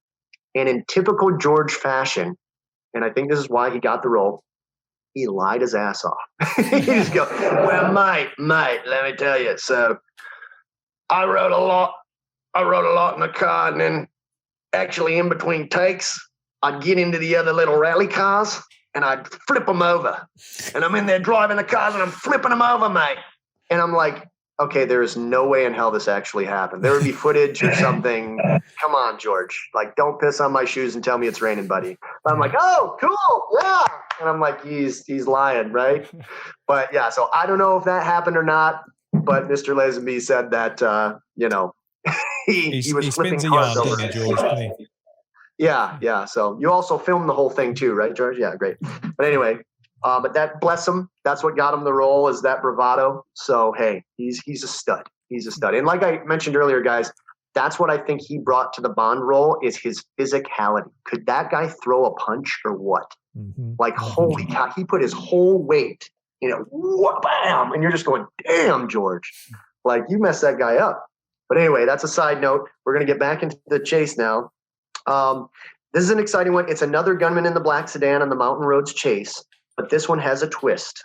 Not only are they on ice and snow, but halfway through, they get stuck into a stock car race. And that is the coolest. It's like, that's out of nowhere. Like, okay, they're having a stock car race. Cool, let's go in, because it's a Bond film, right? It's fun to watch. Tracy really tear it up in her Cougar, bashing into the other cars and really driving the hell out of that American muscle car, like you would expect the future Mrs. Bond to do. If you look very closely, you will notice that the wheels on the Cougar change from the performance mags to some standard steel wheels as they enter the track. We all know that. Yep. They had to put the old wheels on there. I love how they tried to do more actual in-car shots of George and Diana instead of the rear projection. It always feels more realistic that way. And the driving on display in the sequence is the best of the series so far, with Tracy going into a full opposite lock drift around many of the corners. This is the first time we ever see some big power slides and some big drifts. The stunt drivers must have had a field day on this one. I love the clever use of the editing to show the reaction of the driver who gets flipped upside down, and the comic bit of how one car closes the door for another car and then gives them a little toot toot, like, thanks, buddy, for closing my door. Very cool. And I love all the low angle shots that really draw you in. Great turnover at the end, but we get another inexplicable vehicle explosion. That's incredibly enormous. It must have had about, 3 50-gallon drums of gas in the back of that car.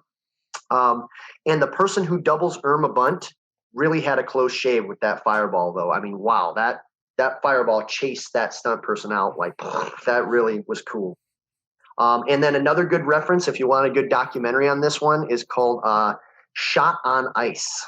And I believe that's on the Blu-ray of Omis as well. But that's the chase, guys. It was amazing. It was fun. What do you guys think about it?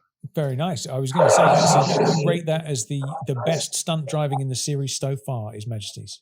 So far. You got it. You got it. I would say this is a solid 9 on 10 for me. Nice. Yep. Well, yeah, absolutely. One of the things I love most about it is just how much fun Tracy is having in that car. She is beaming as she's smashing the little minis and everything side to side. You can tell this is the sort of woman for Bond. You know, someone that can drift on ice, be in control, smash cars away and enjoy doing it. She is the perfect one for Bond.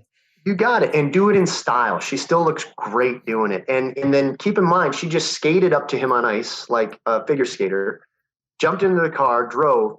Then they get, a little shag. And then they jump right out of the barn into a massive ski chase. And she's jumping over rooftops and just, popping her. Simple, like, God, I love Tracy. Like, I want to marry her. She's so that's why she's my favorite Bond girl. You guys can see for sure. So capable.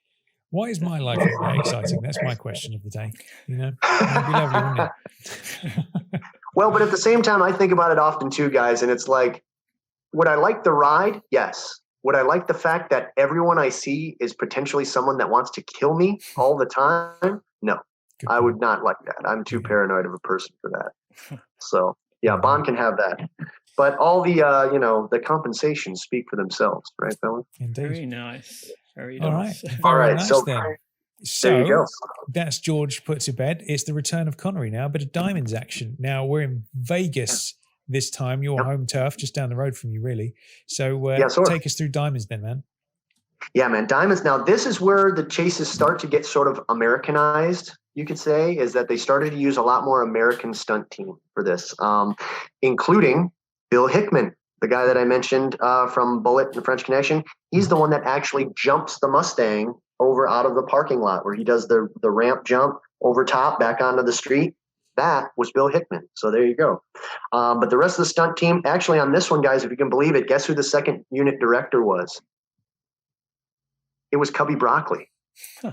Cubby Broccoli showed up because he was good mates with Howard Hughes. And Howard Hughes was still kicking around. And he basically was like Willard White in the movie. I think they based, Willard White off of him. And he was up there chilling in a penthouse and no one ever saw him. And he just called down. I imagine he had a toilet exactly like Willard White did.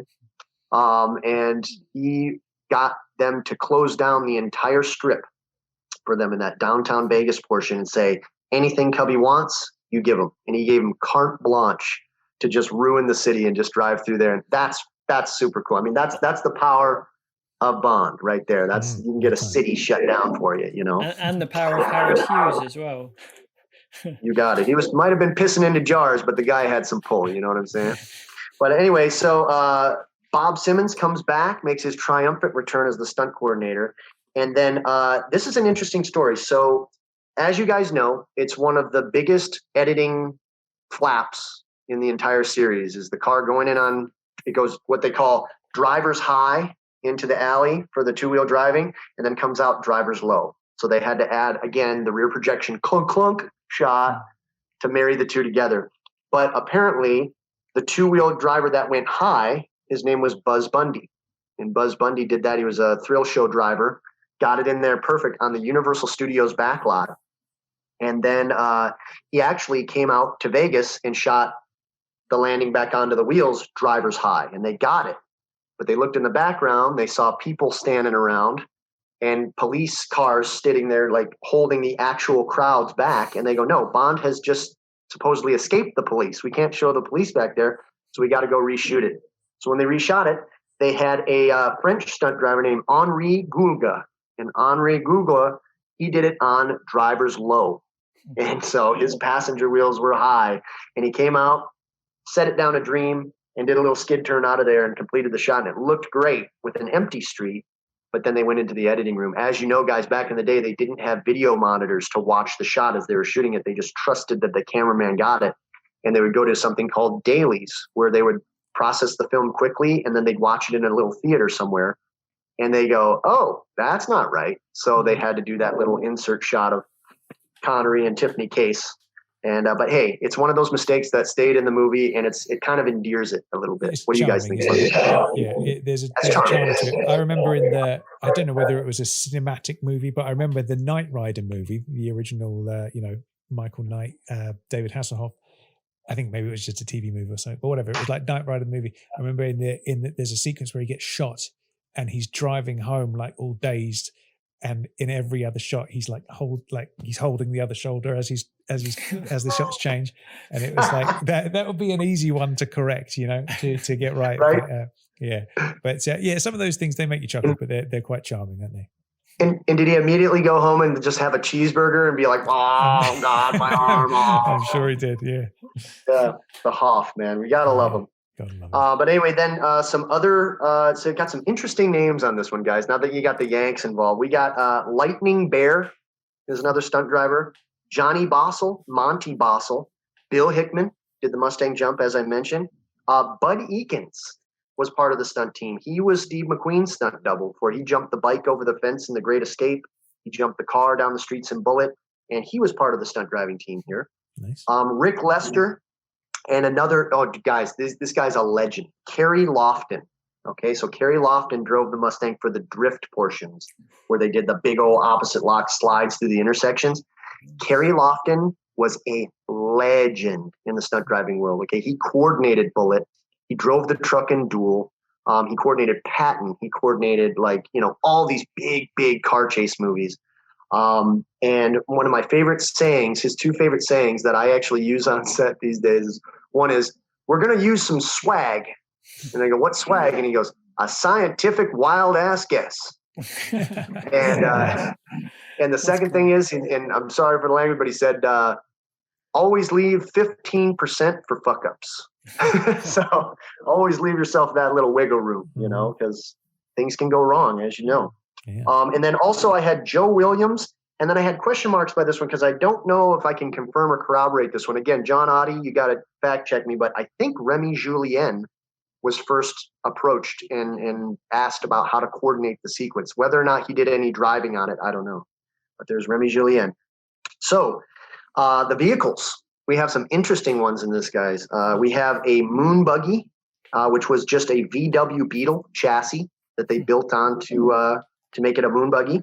We have some interesting vehicles that I'm not sure if this was the first time audiences had seen this, but some Honda ATC 90s. Those were those little three-wheeler little buggies that they had that, only Connery could look cool riding. I think if any other Bond would have rode that, either one of us, any of us driving that, we'd look redonkulous. But even though he was 5 sizes too big for him, too small for him, rather. Yeah, so funny. He had the yakety sax playing over that portion. But then they're being chased through the desert by 1971 Ford Custom 500s. You might recognize those cars from a lot of the Dirty Harry movies. But they had 429 7-liter 4-valve V8 engines with 360 horsepower. So those were actually pretty hot cars. And the stunt cars had 351 cubic inch engines. And they're 5.8 V8. So those things, they hauled the mail for sure. So I don't think that moon buggy would have been getting out of there so swiftly being chased by those cars. But as you know, it's hilarious. They're not off-road vehicles. So that's why they're smashing through the desert, and it's hilarity ensues. But anyway, just for my notes, guys, I had the first chase scene was involving the moon buggy, was fun, albeit quite silly. It's a silly chase. That's why Diamonds is, I'm sorry if there's any fans out there, but Diamonds is kind of low on my list. It's just kind of a silly movie. They knew that Majesties went too far into the dark aspects, and audiences that they weren't ready for that yet, like we were when Casino came out. And so they go, let's go the opposite way and let's make it silly and funny and fun. And it kind of goes a bit off the rails sometimes. It's just the music, the fact that the buggy's wheel broke off at one point and we see it bouncing through the frame, and that's left in there. As the big turnover happens. And I guess these were the days before pipe ramps. So we just see wheel ramp turnovers. So they just would go off a ramp, cut the wheel hard, and that would flip the car over. a pipe ramp as they created later on. You guys remember like the A-Team and like Knight Rider and how a car would just go spiraling up into the air? That's called a pipe ramp. That's basically they run a rail underneath the subframe of the car and it launches the car into the air into a spiral. So this is back before they invented that. Also, the silly three-wheeled ATVs, and I absolutely hate the engine sounds that they dubbed over the green security cars, which makes them seem underpowered as they sound like a blender. Those cars are like, it's like they had big throaty V8s, man. Like, why are these cars sounding like blenders? Why do So you weird think what they the did sound that? is. Yeah. Why? And then I don't know. I mean, maybe it was just if it was edited in Europe and that's just they had like a European car, in their editing bay and they could just quickly, snap that up and lay it in there. Maybe they didn't. Maybe it was all MOS, which means they didn't record sound on the day, and so they had to lay it in later. But it's weird. The only other time that they did that in the movies that I was disappointed was actually The World Is Not Enough with the boat on the Thames. If you watch the behind the scenes footage of that, that was one of those New Zealand racing boats that had a big old V8 in it, and it sounds really tough. And then they made it sound like it was like an electric motor in the movie, and I'm like, would have liked to have heard that V8. But they made up for it with Die Another Day, because then the hovercrafts, which sound like just a fan blowing, they made those sound like they were like a alcohol burning funny car, and it was really cool. So even though that movie sucks, I know I really enjoy that. But anyway, tangent again. I'm sorry, guys. I'll get back on track here. So, however, the ending of the chase is quite satisfying in that Connery does all of his own stunts as he leaps from the moving ATV onto the Mustang and throws a sweet skid turn out onto the road. That was an awesome little, comes around, sweeps past the camera and just takes off down the road. It's just and how the music fades out is just a really cool moment right there. I really enjoy that. Because now we get into the badass ride of the movie. That is the brand new for 71 Ford Mustang Mach 1. And I had a 351 Cleveland V8 and 285 horsepower. So it was a quick car, although a little bit heavy. It was a big car because it was the early 70s. Anybody want to take a stab at the license plate number on that red Mustang? Go on, Chris. No, I haven't got it. I know that I've seen it because it was in Bond in Motion, wasn't it, Tom? There you go. Yeah. It was CA52H6. So there you go. Nice. Being chased by a 1970 Ford Custom, which had a 428 Police Interceptor package and 360 horsepower, and some more of those 71 Ford Custom 500s with the 429 Clevelands in them. The second chase is much better, even though it also has that infamous editing mistake. I really like how Bond has no gadgets on the car this time. And just like Tracy does in Majesty's, he must use nothing but his skill behind the wheel to elude his pursuers. So, fun stuff. I also like how we get a precursor to Sheriff J.W. Pepper in this one with the Las Vegas sheriff who calls Bond a son of a bitchin' saboteur. He's kind of the, got the big gut hanging, and he's kind of like the cliche sheriff that's going to come after him. The chase is shot very well with much fewer rear projection than previous films, showing quite a lot of Jill St. John and Sean flying around in the actual car on location, which was the first thing Connery shot for his return to this Bond film. That was the first scene he shot back as Bond. The driving is spectacular with big slides and lots of precision driving on display. The Ford Motor Company gave the production 8 Mach 1 Mustangs to use for filming.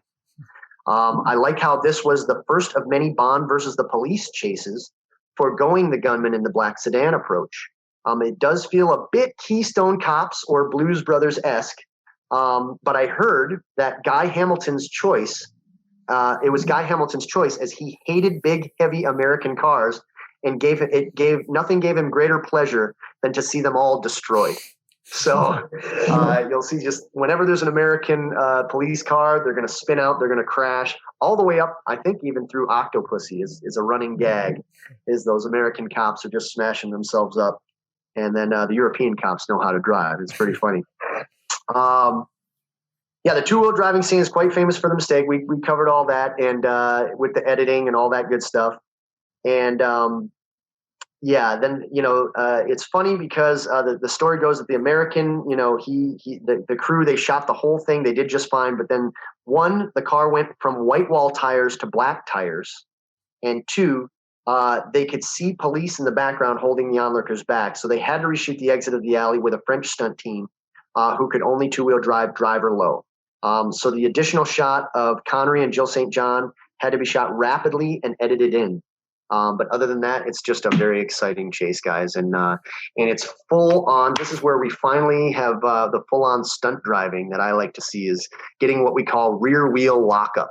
So to get those amazing slides through the intersections, you basically rip the emergency brake, which breaks the rear two tires, locks them up. The car goes sideways.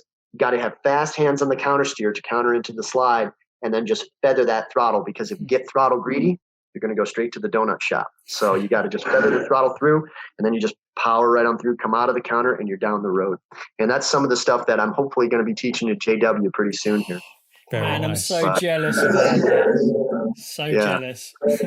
Yeah. What do you guys think of that, Chase? For everybody at home, you're getting JW out on the track, aren't you, and teaching him some Bondian driving moves? That's right. Yeah. Hopefully pretty soon we'll get him behind the wheel here, and he can have a full report for you guys, and maybe a little footage for YouTube for you guys as well. Nice. Sounds good to me. Excellent. Cool, man. Yeah, diamonds. Good, solid chase. Absolutely. Yeah. So would what's your rating out of 10 for this? I got to go 9 on 10 just because of the big editing mistake. Had they nailed that, this would be 10 on 10 for sure. Right, but just from the goofy aspect. Are we level pegging with Majesties here then for these chases? Yeah, absolutely. Yeah. Just from a pure stunt driving perspective, we're absolutely level pegging with Majesties. Yeah, I'm looking at it from that perspective. All right. Very nice. Yep.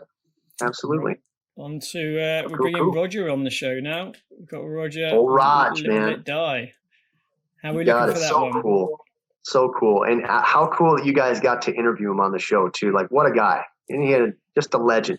Yeah. Lovely man. What a dude. Yeah. Yep. But yeah, what a great first installment. I mean, like I said, this was the first of the older Bond films that I visited, and just blew my mind. It blew my mind right out.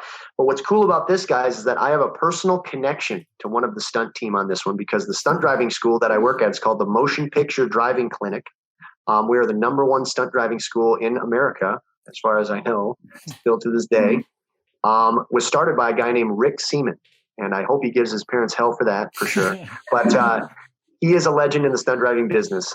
He's been doing it for 50 years, and he just recently retired, and we kind of took the school over from him, and we're still running it. We're doing the same methods that he always taught. But he worked on one of his first movies ever, was Live and Let Die. And so you can imagine on the van rides to and from Willow Springs, I was picking his brain about this quite a bit. Yeah. And I got some inside info for you guys on the shooting of Live and Let Die, and it's all right in here. Give it to us, brother. So, all right. So again, Bob Simmons is back as the coordinator, also co-coordinating with Eddie Smith. And Eddie Smith was one of the co-founders of the Black Stuntmen's Association. So it's pretty cool to highlight those guys and their team. Joey Chitwood Sr. was also another co-coordinator. Now, Joey Chitwood was a guy that started the Joey Chitwood Thrill Show, and that was a live stunt show that toured around the country. And my boss, Rick, was one of the mechanics and drivers for that show. So he was part of the Joey Chitwood stunt driving team. So he brought, clearly he was going to bring his whole team on. And so that's how Rick got in. Tim Chitwood is in it as well, his son, and also as well as Joey Chitwood Jr., who also got to play Charlie in the movie, who picks Raj up from the airport and gets the old stab in the neck. I think they dubbed his voice. Yeah. But yeah, that was Joey Chitwood Jr. And then Rick Seaman. He did the car pileup, which was in the boat chase. He was one of the cars that did a wheel ramp turnover and crashed at the end of the boat chase. And he also was driving the Chevy Malibu in the airplane hangar. So when you see the pickup truck and the Chevy Malibu sliding and destroying those little planes in the airplane hangar, that was Rick. He was one of those cars. Jimmy Heck. What a cool name is that, Jimmy Heck. He did the DC-3 wing jump. So that's where he went off the ramp and landed sideways on the wing of the plane. That was Joey Heck. Vic Rivers, Dana Bertolette, Al Gross, He was a pioneer of two-wheel driving. He's the guy that invented two-wheel driving. Maurice Patchett drove the double-decker bus. Paul Knuckles drove one of the bikes for the police chase in Jamaica, as well as Ronnie Rondell Sr. and again, Mr. Bud Eakins from The Great Escape. So there you go. That was the stunt team. So the cars that were involved in the first one, guys, let's talk about that first chase with Charlie. They were in a 73 Chevy Bel Air that had a 350 V8 and 145 horsepower. Now, I know you guys will know the license number of this one because it's part of the plot. It's how Bond finds the car. What is the license number of Charlie's car, guys? This is Tom's film. Go on to me. It would have to be 347 Nelson David George. Oh, no. Is it not? Nope. That's the Pimpmobile. That's the Pimpmobile. That's the Chevrolet Corvette Corvado or Corvorado. It's a Eldorado Cadillac mixed with a Corvette. That's the Pimpmobile. The Corvorado. That is 347 Nelson Davis George. But no, it is. He looks at his luggage. 545 triple B. So 545 BBB. That's how he finds Charlie's car. I think Tom should still get a point for getting the Pimpmobile, though. Absolutely. You nailed the Pimpmobile. So you get it. All right. So the Chevrolet Corvette Corvorado had a 350 V8 with 190 horsepower, and we know the license plate number. But the first car chase scene in the film sees Whisper pull up in his white Pimpmobile and shoot a poison dart into the neck of Joey Chitwood Jr., who plays Charlie, the CIA agent. He was the driving coordinator for the film. And, the boss of my boss, Rick Seaman, worked under him for the whole picture, setting up cars and bikes for the crashes. He even got to drive one of the police cars that gets in the pileup at the end. The first chase is very straightforward. It's just a lot of side swiping and pinballing off the other cars. But the thing that always makes me laugh in this scene, guys, is the blatant product placement by Chevrolet. This is the first time that Chevrolet sponsored the movie, and they went a little overboard because if you look, in the scene, every car on the FDR freeway in New York City is a Chevrolet, is the same model as the car that Bond is in. So every car on the road is that same car because they were promoting the new Impala that year. So every car is either, a Bel Air or an Impala that they're side swiping into. They're all similar. So they pinball off the cars. With there's an exception of a few caddies and Malibus in there, but the movie is also almost exclusively filled with 73 Impalas. But there's a great stunt at the end of this one, guys. They jump the flight of stairs and crash into the van. There is not enough spoken about this stunt and how cool it was. You can see they set up some stuff on those staircase to smooth it out so he could make it into a ramp. But what a cool jump that was. Like, he sailed that sucker over that staircase and just floated it right down and nailed that van. Like, that's a really cool stunt, So I really enjoy that part. Absolutely. And then we move on, guys. Then we're into the second half of the movie where they're down in, I'm brain farting on it right now. Not Jamaica, but what was it? San Monique. Yeah, right? San Monique. They have a 1947 AEC Regent 3 RT 246 double D bus. So is that a long enough name for you? Jesus, that's a mouthful, right? It is a A173 7.7 liter diesel engine. That is like coffee cans for cylinders there. That's a huge engine. But the license number on that is FM0591. And Bond jumps into it with the lovely and the delicious Solitaire. Okay. Yes. Now, not to draw this out too much, guys, but I do have a Jane Seymour story as well. It's just kind of funny. Give it to me. A few years back, I was a chauffeur, and I was chauffeuring her and her son from, I believe, the Oscars. It was, I think it was a Oscar party that Elton John puts on every year. And I'm driving her back. I dropped her son off, and I'm driving her back to her house out in Malibu. And we're in Hollywood. I'm going up Argyle, and I am having a conversation with Solitaire. And she's, as you know, two different color eyes, and just like, to this day, gorgeous, devastatingly gorgeous. And I'm just looking in the rearview mirror and talking with her and not paying attention to the road. And we slam into a pothole that was big enough to jump into. And I blow the tire on her nice new Mercedes. But luckily, she was with me. I'm a stunt guy. I work at a stunt driving school. I change tires all the time. I'm like the Wood brothers, man. I'll get that thing fixed. So I pulled into a gas station, popped the spare on there in about 5 minutes, and drove her back home, no sweat. And she appreciated it so much that she gave me an autographed picture of her as Solitaire and said, "Love Jane," right on there. And it was pretty great. So it does have a silver lining to the story, but I just find it hilarious that I was mesmerized by her beauty and I ended up almost wrecking her car. Well, she didn't predict that one on the cards, did she? No. Yeah. Where's the tarots on that one, lady? But yeah, so you got the idea. So there you go. Hilariously, again, guys, some not equally matched vehicles on this one because the bus, the big slow double-decker bus, is being chased by 1973 Chevy Novas that actually had 350 V8s in them and 175 horsepower. They would have caught them in a heartbeat. Their license number was 60521. And then there's also some Honda motorcycles that they're being chased down by. I just said real quick, guys, that it was a great chase. It was a memorable chase scene.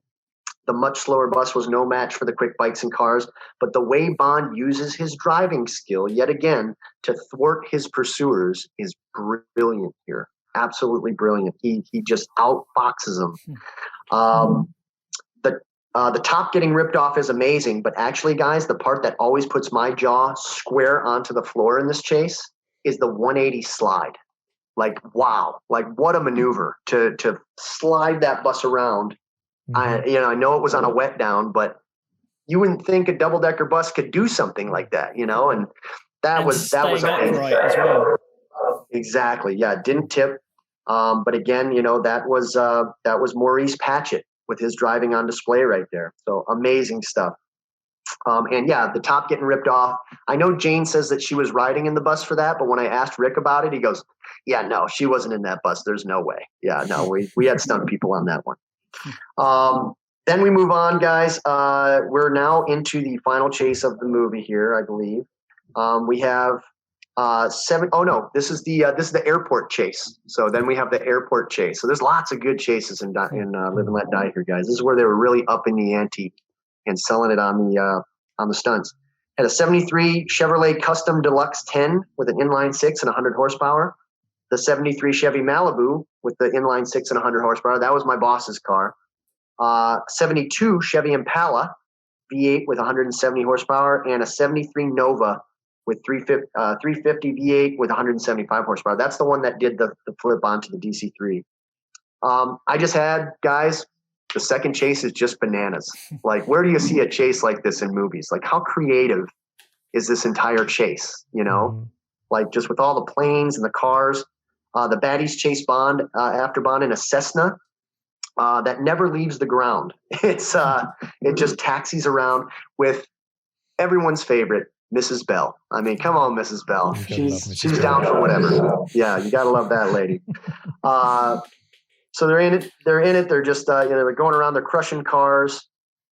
Crushing barrels and planes. The highlight is the Nova flipping onto the wing. Again, there was our friend Jimmy Heck, I believe, did that. Want to make sure. Yeah, Jimmy Heck did that. And then finally, guys, we have the third chase is totally, totally epic. This is when you think of Live and Let Die, what's the first thing that comes into your head? Yeah, boat chase. The boat chase, right? Yeah, you gotta talk about all these guys. Just that they did a great job with it. What is it? Jerry Camo was the guy that did the epic jump and the legendary boat jump. But it's more of a boat chase than a car chase. That's why I didn't mention Jerry at the beginning. But as the legendary J.W. Pepper, who is the obvious he's let's be real, guys. He's the obvious inspiration for Buford T. Justice in Smokey and the Bandit. That's J.W. Pepper right there. So again, the Bond movies influencing other films. But he never gives up the land pursuit, and I thought I'd include it. So the crash at the end is great with the split split-second timing of the boat sliding across the road mere inches in front of the approaching police cars. And always makes me pucker up every time. And you can totally see my boss wearing his helmet in the blue Malibu as they do the pileup as well. So if you look really closely, you see his helmet in there. But yeah, another good reference for this one, guys, is Bond 1973, The Lost documentary. So if you want to learn about the chases in it, you can watch that. And the boat chases we'll save for another episode. But that's all the car mayhem for you guys. What do you think? That point that you just mentioned about where the cars are coming towards the sort of slipway bit, and the boats come up, and then a boat comes, the car goes, and another boat right behind it. It's the timing, because if you think about it in terms of the planning, the boats have to start way back. And well, the cars and the boats have to start way back. But in terms of getting that timing spot on and traveling at speed as well, it's really impressive. That I love that sort of section. You got it. So good. Got it. And that's a lot of stunt driving too, Chris. That's a good observation, because it's all about timing and it's all about depth perception. So that guy had to have just split second, because if he would have nailed that boat, he could have spun it upended it, and that guy didn't have a roll cage in that boat, so he would have been squashed underneath that thing on the pavement. So you got to get that just right to save your buddy's life. So yeah, really cool stuff, Bill. And man, that's just a cracker of a movie, man. Isn't it just? Now, give me your rating out of 10 on this one. Right. Got to be 10. Got to be 10 on 10. Like, this is the first one for sure. You just see the stunt work is on full display. You know, as they say in that What We Do in the Shadows, full display. That's what we want to see. So there you go. All right. So next up then, I have a feeling you're going to appreciate this film more than maybe some of the others that you've done so far. The Man with the Golden Gun. Talk to me about this. I would say this is perhaps, to this day even, the greatest vehicular stunt ever caught on film. That's just me. You might disagree with me, but I'm putting that out there. What do you say to that, Ross Sharphorn? Absolutely. Yeah, absolutely. Because I remember seeing this for the first time going, oh yeah, that was a scale model. There's no, with the slide whistle, and like, they put the slide whistle in to distract you that it was a scale model. And then when I learned, and I actually in college, I went to this place, I found these books that were like behind the scenes of Bond, and I saw a different angle of the take of the jump. And I go, wait a second. And I read, and they said, yeah, there are divers in the water. And I go, that was a real stunt. That was a real guy. Like, absolutely, man. Mind-blowingly good. Beautiful. Yeah, great stunt. Was that one of the first things that made you think, man, that's what I want to do, is something like that? Oh, absolutely. Yep. One of those stunts that you just go, I have to try this. I have to do this. It's, you know, it's film history, and everyone talks about that. You know what I mean? Like, don't get me wrong, Man with the Golden Gun is very low on my favorites list for the Bond films, but this stunt is right up on top. Like, it's amazing what they accomplish. So yeah, so we'll talk about it. Let's get into it, buddy. All right, so we got this time it is W.J. Milligan Jr. that took over the reins as the driving coordinator for this sequence. Another live show stunt guy, and he's the one that invented the Astro Spiral jump. That's what kind of caught the attention of the Bond producers. And as you guys know, it's the first stunt that was actually calculated by a computer. And so that was kind of an interesting fact. He also had Eddie Powell as the Scaramanga double, driving Scaramanga's car, and Leslie Crawford as the Bond double. And I think WJ actually stepped in for Bond in a couple of shots as well. We also had Rick Lester, and as we know, the most famous guy that got to do the big stunt was Lauren Bumps Willard, and he's the guy that did the Astro Spiral, and he got in the hot seat, as we call it, which is super cool. And really funny about him, though, is that he never really had a stunt career after this. He actually just went off and like became a truck driver somewhere, and that was like his one claim to fame was, you know, he's kind of a Rick Sylvester, you know. Yeah, that's crazy. Yeah. But anyway, we got Raymond McHenry was the engineer from Cornell University that made the CGI model for the Astro Spiral. And they used a 1974 AMC, which stands for American Motor Cars, AMC Hornet X. That was the vehicle Bond was driving, and it kind of had a Starsky and Hutch sort of vibe to it, with the red car with the white stripe, the flying tomato. But it had a V8 with 175 horsepower. That'd be plenty to get you over that bridge. And then he was chasing a 74 AMC Matador coupe, and that was driven by Scaramanga. Had a V8 with 195 horsepower, but the best part of that car is it came complete with a flight conversion mode that turned it into an airplane. Every little boy's dream, that. Right? But really cool, though, guys. Isn't that cool that the villain gets the gadget car in this one? Like, that's kind of an interesting twist, Yeah, that's always why I think Scaramanga ranks high on the villain list, is because he's like a dark version of Bond. He's got his gadgets and his cool stuff too, and he's a great shot, so he's just a great villain. 100%. But yeah, the license number, anybody want to take a crack on the Matador's license number? I know this one, I think. 7543? 7543? You got it, yeah. And what about the Hornet? What about Bond's car? This is kind of a trick question. Oh, is it just an X? No, is it? No. It's nothing. Because remember, he got it out of the showroom, and it just says AMC on the front. So there are no license plates on that car. So because he got it out of the showroom. Good question. So there you go.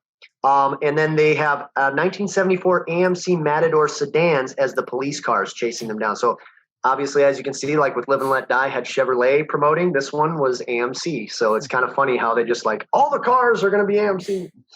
But anyway, those had V8s with 205 horsepower. So they're actually getting out horsepowered by the police on this one, if they knew how to drive. But their license number was 5112. And I just had my first line here, guys. This is a hell of a fun car chase. It really is. It's the highlight of the movie for me. Great stunt driving on display from Jay Milligan and his stunt team. This reminds me of an episode, like I said, from Starsky and Hutch, where the striped tomatoes chasing down the criminals.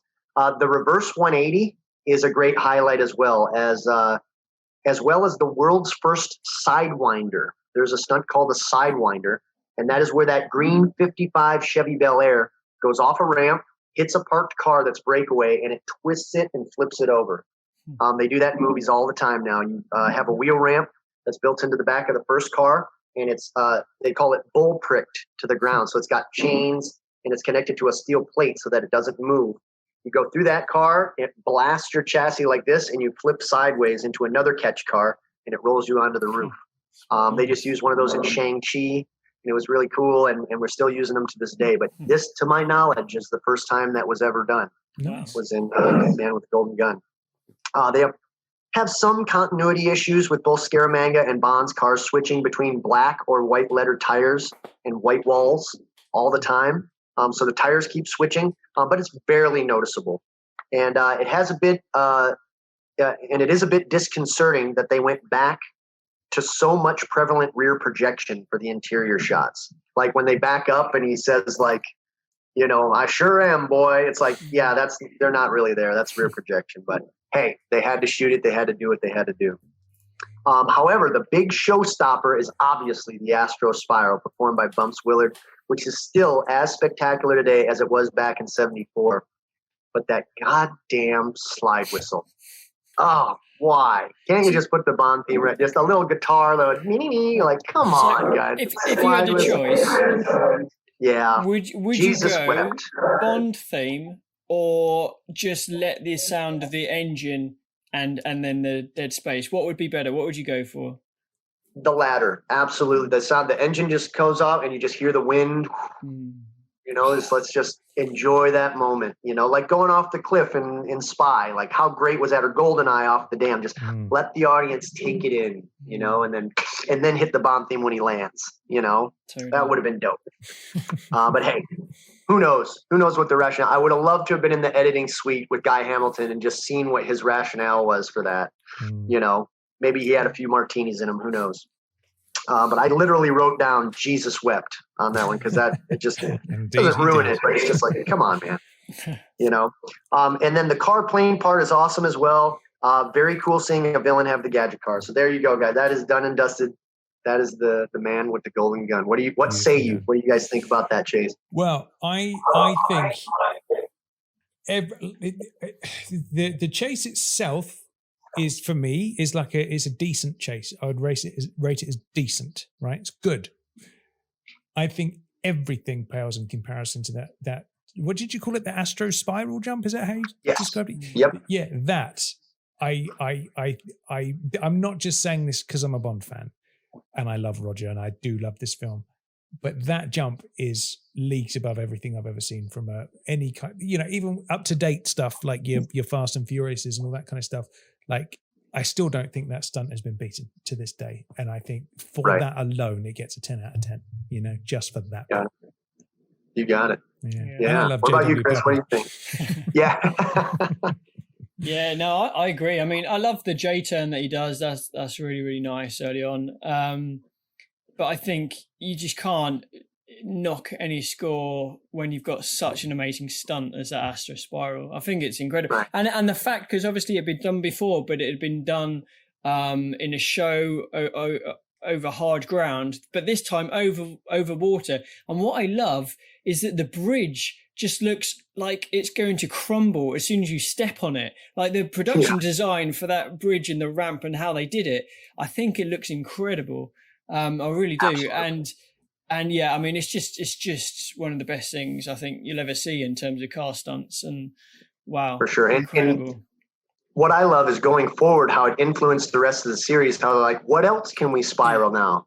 Yeah. So in The World Is Not Enough, Gary Powell spiraled the boat, right? And they had the two jets going up and down, spiraled that boat, and he landed it. What an amazing stunt that doesn't get enough credit.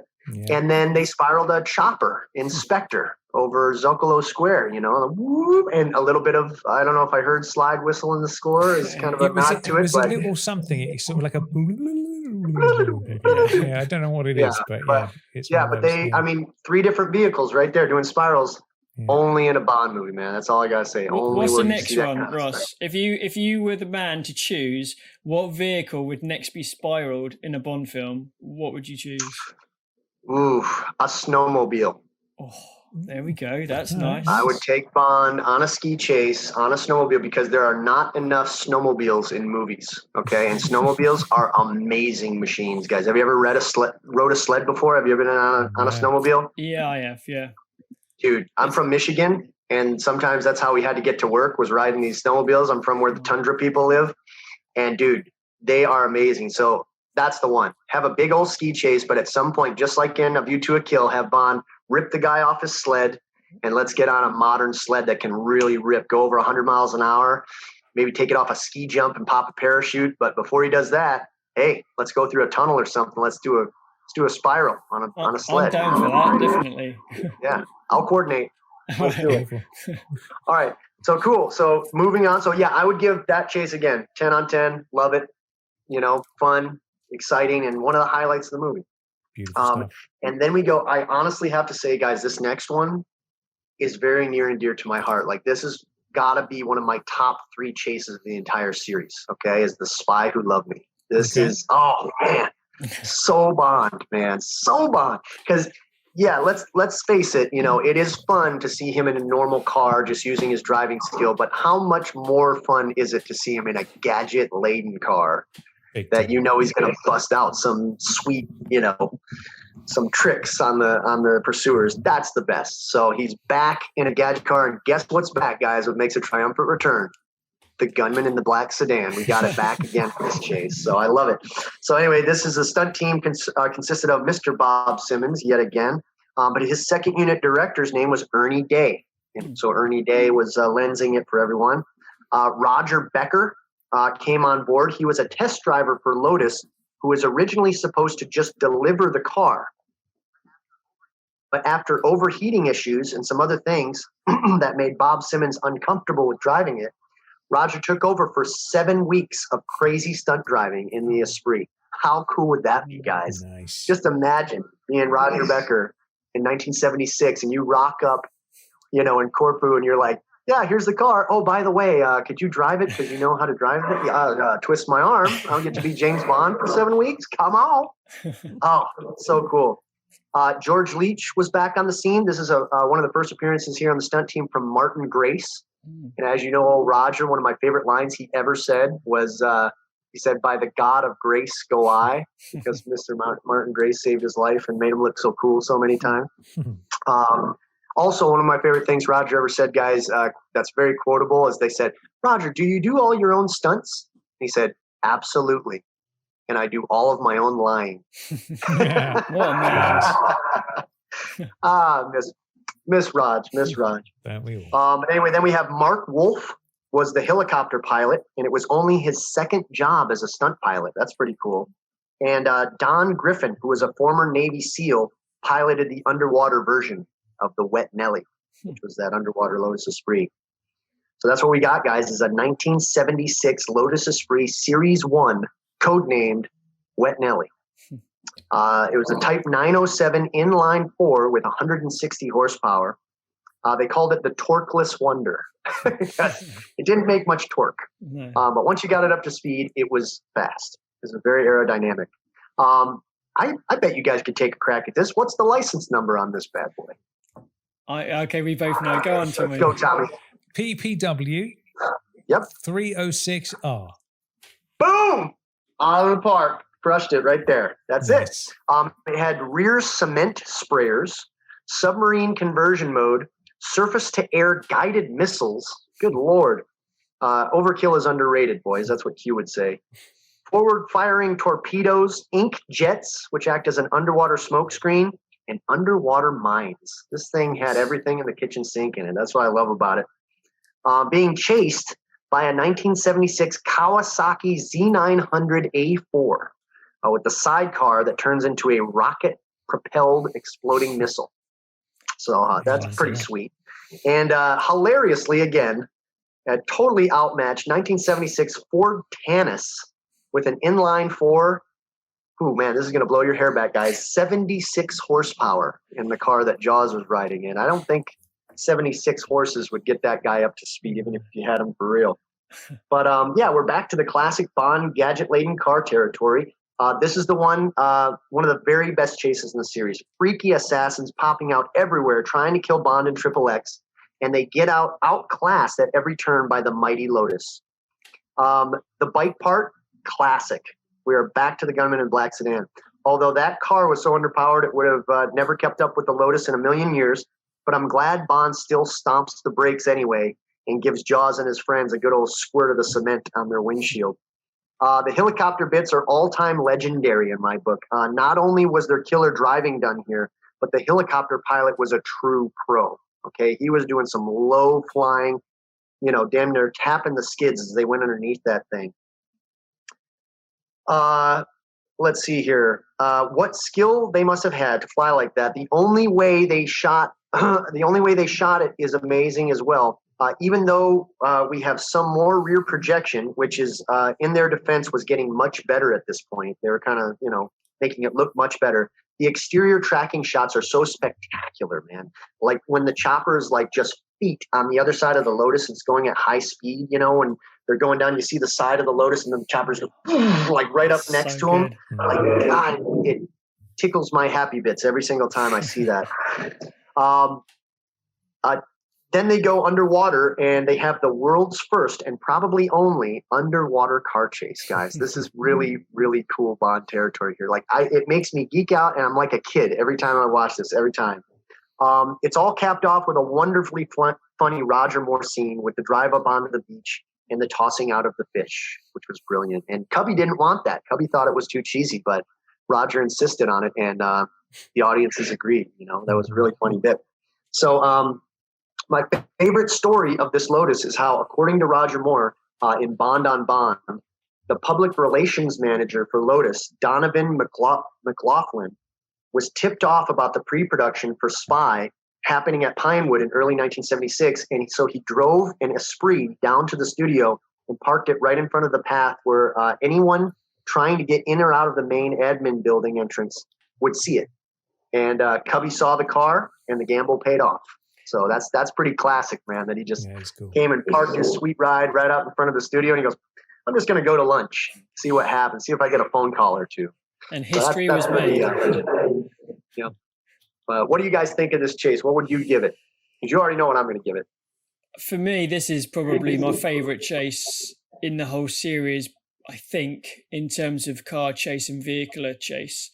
Just because you got, like you said, the bike with the sidecar bomb, which is incredible. Obviously, the Ford with Taurus and the thugs isn't great, but it's still sort of it's still good fun. I love the way that they crash into the little hut and where the old man is having a little bit of wine and everything, and George just comes out and looks at him and carries on. That's brilliant.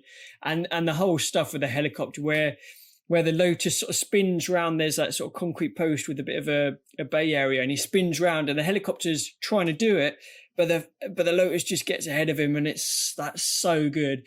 And Dude, yes. That bit that you said where he's driving along at speed and you see the helicopter just appear beside, and you get that subtle little wink from Naomi. It's like, oh my God, this is so good. Oh God. And dude, another one of those Bond girls that you're just like, oh dear Lord, like what a missed opportunity that Bond didn't get, a chance for that. Cause holy cow, like what lovely lines. Indeed. But I'm glad you brought that up though, Chris, is because that's my favorite part of the chase is that 180 where he rips the e-brake and slides the car around, and then the helicopter's kind of messing around, trying to turn around. And what great driving by Bond. He didn't need a gadget to just outmaneuver the chopper. So cool, man. So cool. So classic. Yeah, it's an awesome chase for multiple reasons. Big one being the way the chase ends. You know what I mean? Just coming straight off that little jetty into the water. Because it's one of those, like a mate of ours, Uwe, has got one of these Lotus Esprits, isn't he, Chris? Have you ever spoken to him about it? Yeah, a few times. Yeah, I remember him saying that you have to switch it on and just let it tick over for like half an hour before you can actually drive the thing, and it drives like an absolute bucket, but it looks fucking cool, and especially for the 70s, man. What a cool, striking looking vehicle, and it is the DB5 for the 70s, isn't it? You know what I mean? You're taking that car that just everybody remembers, and it's a submarine, man. It doesn't get any cooler than that. And also Roger looks badass in this, and he's got some cool little one-liners as well. Fully. Yeah. Just like all his lines. You ever get the feeling somebody doesn't like you, and then he slams it into gear? Like, dude, Raj crushing it in that movie. Like that is definitely, I have to say, we're going to cover one more movie from him that is actually one of my favorites. But this is just where he really hit his stride as Bond for me. Like, really in his prime, looked the part. It was just epic how he responded in this movie. Yeah, big time. It's one of those things, isn't it? Like I often say. One of the things that sets Bond apart from every other action franchise ever made is just that little thing where just something a little bit different happens. You know what I mean? And it's like nobody else can drive a Lotus off a jetty into the water and then it turns into a submarine and then off he goes. Nobody else can pull that off apart from Bond. And if anybody else tried that, it would be like they were just trying too hard and they didn't quite pull it off. You know what I mean? That's a beautiful, beautiful thing. Yeah, 100%. You got it. Yeah. And I think we all know the best line of the whole chase is all those feathers and he still can't fly. Yeah. Like, yeah. Way to go, Ron. That's awesome. 10 out of 10. So good stuff. Yeah. All right, man. So tell us about all the car chases in Moonraker then, Ross. Yeah. So that'd be 0. So this is the first Bond movie that doesn't have any. So if you want to count, I don't know, him getting followed from the airport in a dune buggy and he's in a Rolls Royce, maybe. Or maybe fighting in the ambulance while they're going up the road. But there really aren't any chases to cover. So really all I had on this, guys, is they had a 73 Rolls Royce Silver Shadow LWB, 79 MP Laffer. That's the little car that, what was the name of the Bond girl in that one? I'm brain farting right now. She's taking pictures of Roger coming in behind him. Holly Goodhead? No, it's not Holly Goodhead. It's the girl that's in Brazil is following him. I forget, but she's great too. My God, how you kill 10 hours in Rio if you don't samba. Yeah. That's a great line as well. But it had a fiberglass body with a VW Beetle engine in it, that little car she was driving, kind of like an Excalibur. And then they had the 74 Chevrolet C10 ambulance. And all I had for this, guys, is I want to show you this is have a book that was unused concepts for Drax vehicles. So look at this. How cool is this car? Whoa. Now cool. That is incredible. Looks like a Tesla. It's really cool. And and so then there was another one that was a motorhome, and it had a secret compartment in the bottom for the car to drive out of. Like, how cool would that have been as well? So I think they were planning on a car chase, but then they just kind of ran out of budget. So that is class. It happens. Where did you find that, Ross? What book is that? That is in a book of mine. It is called Bond Cars, 007 Cars. And I got the wheel of the DB5 on the back. Really, really good book. I highly recommend getting this. And That's where I found it. I never knew that. I never knew that they had concept art like that for Moonraker. Do you think that would have been Drax's sort of coupe that he'd speed around in, or would it be one of his sort of minions that drove it or something like that? I bet it would be Jaws. I bet it'd be Jaws' motorhome. Seems fitting that Jaws would have a big old motorhome, right? I don't know if he'd fit in the coupe, though. The front would look like the steel teeth opening up, you know? Yeah. Nice. But pretty cool. But that's it. Yeah, Moonraker, they made up for it by a couple of tasty boat chases. But again, that we could save that for another episode. But yeah, we can move on to our final one, guys, of the day, if you like. That was her name. That was it. Yeah, there you go. So, nicely done. Again, so final movie for today then, For Your Eyes Only. So take us through this bad boy then. So For Your Eyes Only is this almost comes in as my controversial Bond choice for my question earlier, but I think this may be Roger's best performance as Bond. Ooh. I really, really like him in this movie, especially the dark bit where he kicks the car off the cliff. Like that's straight up Connery, shooting Professor Dent in Dr. No. That's killing Slate in Quantum of Solace. Like you got to show those dark bits. That's Tomorrow Never Dies. I'm just a professional doing a job. Me too. Boom. Like that's Bond. Yeah. He's got to get on with his mission. He's got to wax that guy and get on with his mission. I love that Roger had a light touch, but in this movie, he kind of dipped his toe into the dark Bond, and I really appreciate that. So, okay, so this one, Arthur Wooster makes his first appearance here. He's that guy with them Coke bottle glasses, but great second unit director here. Good old Bob Simmons back again. Man, what a career he had with Bond. Yeah. What action. But this is the first one that is full and legitimate Remy Julien stunt driving, guys. I got to tell you about this legend. He just passed away recently, but he just a legendary stunt performer and stunt coordinator. Was a French guy. He coordinated the entire original movie of The Italian Job. So when you see those little minis bouncing along on the rooftops, in Italy, that was all Remy, and that's kind of what he specialized in, was little cars, highly maneuverable, and just doing incredible car control movements. He brought along his sons, Dominic Julien and Michelle Julien. Also, Dorothy Ford makes her first appearance in a Bond movie, and she doubled for Carol Bouquet in the little Citroen. They had Andy Bradford as the guy on the ladder that they go by, and whoa, and he's got the cement. Hey! That was Andy Bradford, and they had good old Rick Lester on there coming back as well. But let's talk about this little formidable tank of a car, this 1981 Citroen 2CV with a mighty 1.1 liter GS engine that was a V4, and it had 55 horsepower, the old double nickel. So I don't know how Bond is going to get out of this one, because as you know, he's out horsepowered by a 1969 Peugeot 504. There's two of them, and they had an inline four with 82 horsepower. So honestly, that's not too much more horsepower than them, but did the job. You want to go for the license plate number on the Citroen 2CV, guys? Who's got that one? Not me. Shit, I did have that. I did have it, but my brain has failed me. But I still give you props for the Lotus, though. That's good knowledge right Thanks, there. Bro. But it's M1026A. That's on the Citroen, and the licenses on the Peugeots are M265928 and M265924. So useless knowledge for everyone there. There you go. You're welcome. But I love this chase, guys. I love this chase. This is the first time on the entire Julien stunt team joined the Bond series, and boy, did they deliver an all-time classic banger of a chase. The rear projection shots are used only sparingly here as Bond takes on the good old-fashioned gunman in the black sedan with his grossly underpowered car and some pretty treacherous mountain roads. This chase is like the one from The Bourne Identity, where Bond must use his superior driving skills and improvisational expertise. I can't believe I wrote improvisational expertise. That's a long one. To outwit his adversaries. I love the makeshift smoke screen that he creates by hitting the bags of cement. And then after he takes the wheel, the real action kicks into high gear. Remy Julien's team show off their talents here in a big way with huge slides and precision jumps all within close proximity to the camera. Excellent job all around. That's what I have from this. And then I actually had 2 more chases in this movie, guys. That's just the first big chase. But Tommy, I got to throw in your way here is I got to say the Bill Conti score right here. Yes.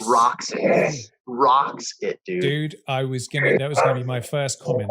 I was gonna bring that up. That little bow now, bow bow. That is absolutely beautiful.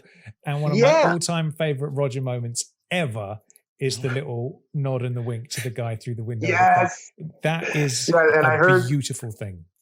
I heard you do that to drivers out on the road in London there. I tried, yeah. When the time is right, I give it that. Nice. Yeah. Well, I also love, and I'm sure Chris will agree with me, is the line that he gives to Carol Bouquet of "Love a drive in the country, don't you?" And her genuine reaction, like that was a Roger improvisation right there. For sure. That's the first time you see her laugh, I think, in the film, isn't it? Like she's loving it, absolutely loving it. She breaks character a little there. That's great, though. How much fun would that be to work with Roger, man? Especially in a scene like that. You're sitting on a sound stage and they're throwing little like olives at the windshield, and they're just sitting in there laughing like. Love a drive in the country, it's so funny, man, when you think of the scenario they're actually in. But anyway, so the second chase, guys, is on the beach in Corfu with the dune buggies, as you remember. So the dune buggies come after him. It's a great scene, very exciting. The stunt woman, her name was Sid Childs, who did the car hit. And it took a really hard one, man, and it shows. I mean, when she gets smacked as Countess Liesel and hits her head against the windshield, damn. Like, it's a tough one. I just have to say, my hat is off to stunt women everywhere to this day, because they have to do everything that we have to do in scantily clad wardrobe. So she's doing that wearing a bathing suit with no knee pads, no elbow pads, nothing, no helmet. She just took that car hit, man. And that, that's an awesome stunt right there. Again, that doesn't get enough praise. That's a very dark scene, that, isn't it? I've often thought that it's a very unsettling and uneasy sequence. With the dune buggies for sure. Big time. Yep. And then Roger looks great as Bond here as he shoots at the attacking ATVs. Okay, this is coming from 39 years of staunch heterosexuality, but Roger looks great in that scene, doesn't he, guys? He's running around. He looks a stud, doesn't he? He does. I love his wardrobe in that, the way they've dressed him. Yeah, I know what you're saying. I spend too much time talking about the length of Daniel's hair in his various movies and how he's dressed and how fucking handsome Pierce is in that sequence in Tomorrow Never Dies when he's got his shoulder holster on in the hotel room. I get you, man. I feel you, bro. Yes, and I gotta say, it gives me On Her Majesty's Secret Service vibes of the fight from the pre-title sequence. Absolutely. He's kind of dressed the same way on a beach. He loses the woman that he has at least loved for the night, and it gives me a lot of Majesty's Secret Service vibes in that scene for sure. So really well done on the filmmaker's part, and it's exciting. It's scary. It's a scary sequence. Like those, who never knew you'd be scared by a dune buggy? But the editing is top notch. So there you go. Final chase, guys, and this will wrap everything up for today for us. Is the 1973 Mercedes-Benz 280 SE W116. Now this car is what we call a sleeper. Okay, this is one of the fastest production sedans that ever was out there. Okay. It was just a butt kicker. Inline 6, 182 horsepower. Who knows the license plate number on that car that's trying to run Bond down, going up as he's chasing it on foot. It's a tricky before one. He goes off the cliff. It is PQ7224. Okay, so that's the number on the car. So the third chase finds Bond running after Locke's Mercedes as he tries to make his getaway. Great suspense here. It reminded me of the Lethal Weapon films where Riggs would always be on foot, and somehow he catches cars on foot. Is because he's a maniac. I love it. So as Bond keeps up with the speeding car on foot, great driving on display by Monsieur Julien. Some exciting moments, and it all climaxes in what I think is arguably Roger's best moment as 007. I'm just surprised that they didn't make the car inexplicably blow up halfway down again, but way better that way, though. Okay, it was much more realistic. But I just love the iconography of that shot of Roger as he makes it to the top of the stairs, sees the car coming at him, and he widens out his legs and just lines up. It's like the gun barrel. And just awesome. He's not going anywhere. Like when Bond is in that position, legs wide, stance strong, looks rock solid, gun aimed, he is not going anywhere. That car can be within 2 feet of him and he's still standing strong because he knows he's going to do the job. Get the shot in, make sure the car swerves. That is an amazing moment of Roger Bond. You got it. Absolutely love it. So good. The things he does for England, right? But what's funny about that sequence, guys, is that I don't know if it's the first time we see it, but it might be. But you know how there was that whole thing about how Roger kind of ran funny, and they kind of shot him at the airport and Live and Let Die, and he kind of trotted along really fast. And they go, "What was that, Roger? You gonna run for real?" And that was my run. What are you talking about? So to mask that, in most of his Bond movies, whenever Roger runs, he's running up a staircase because that made him look more heroic going up the staircase. So that's kind of a funny sort of a patch that they put on there. But bless him. He did what he could with what he had, but that just makes me laugh that they're like, "Oh, put Roger on the stairs. He looks better that way." Poor Roger.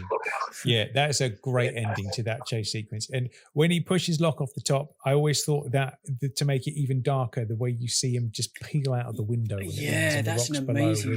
Extra. There's like an extra bit of darkness to that. Yeah. Definitely. Well, and then too, the first time I saw it, I remember bracing myself because when Roger's one-liner was, he had no head for heights.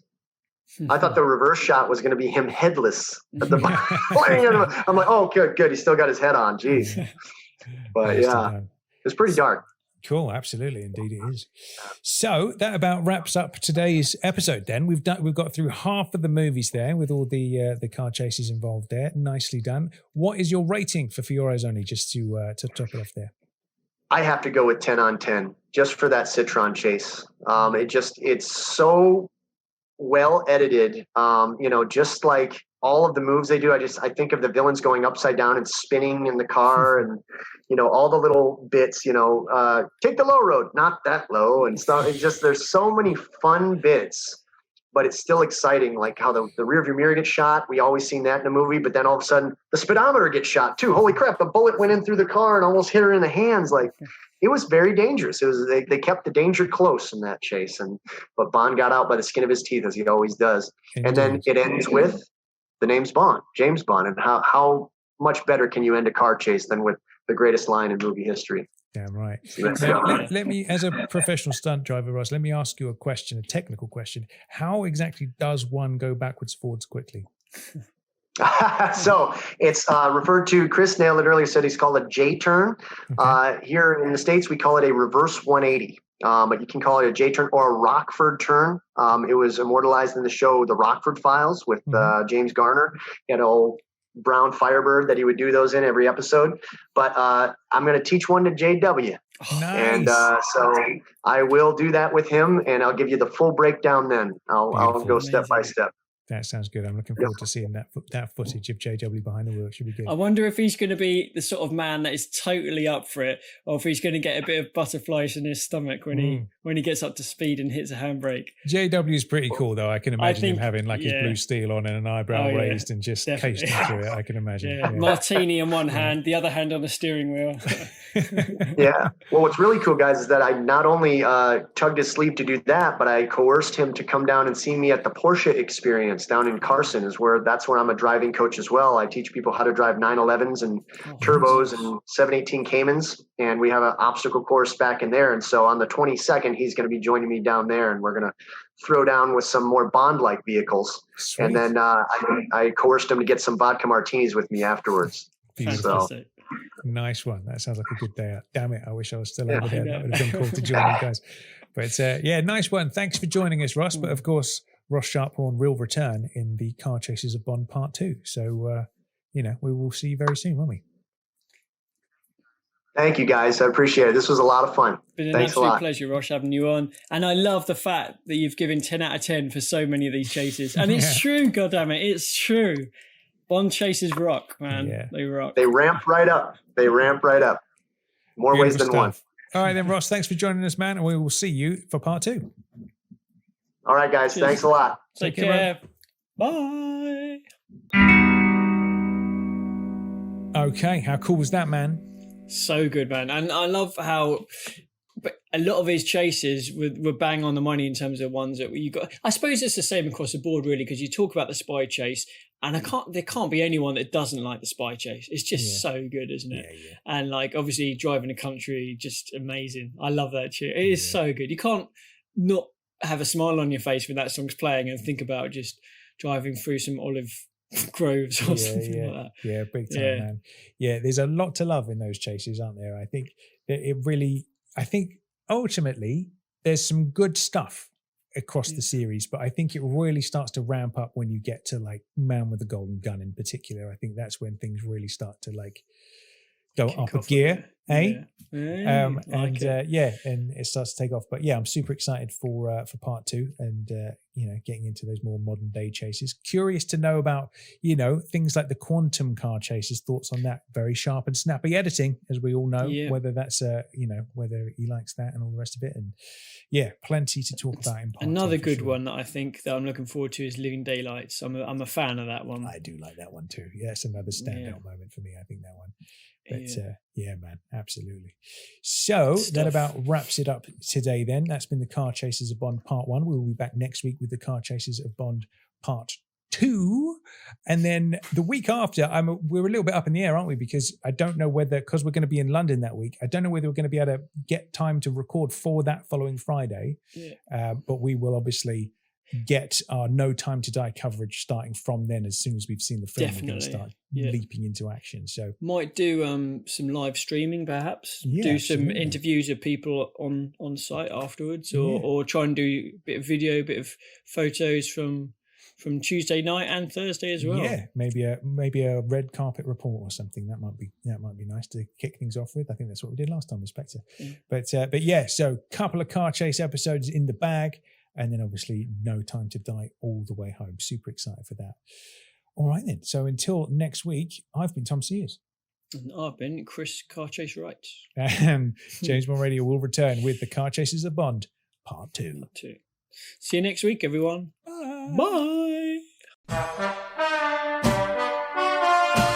Hope you enjoyed the show. Good night.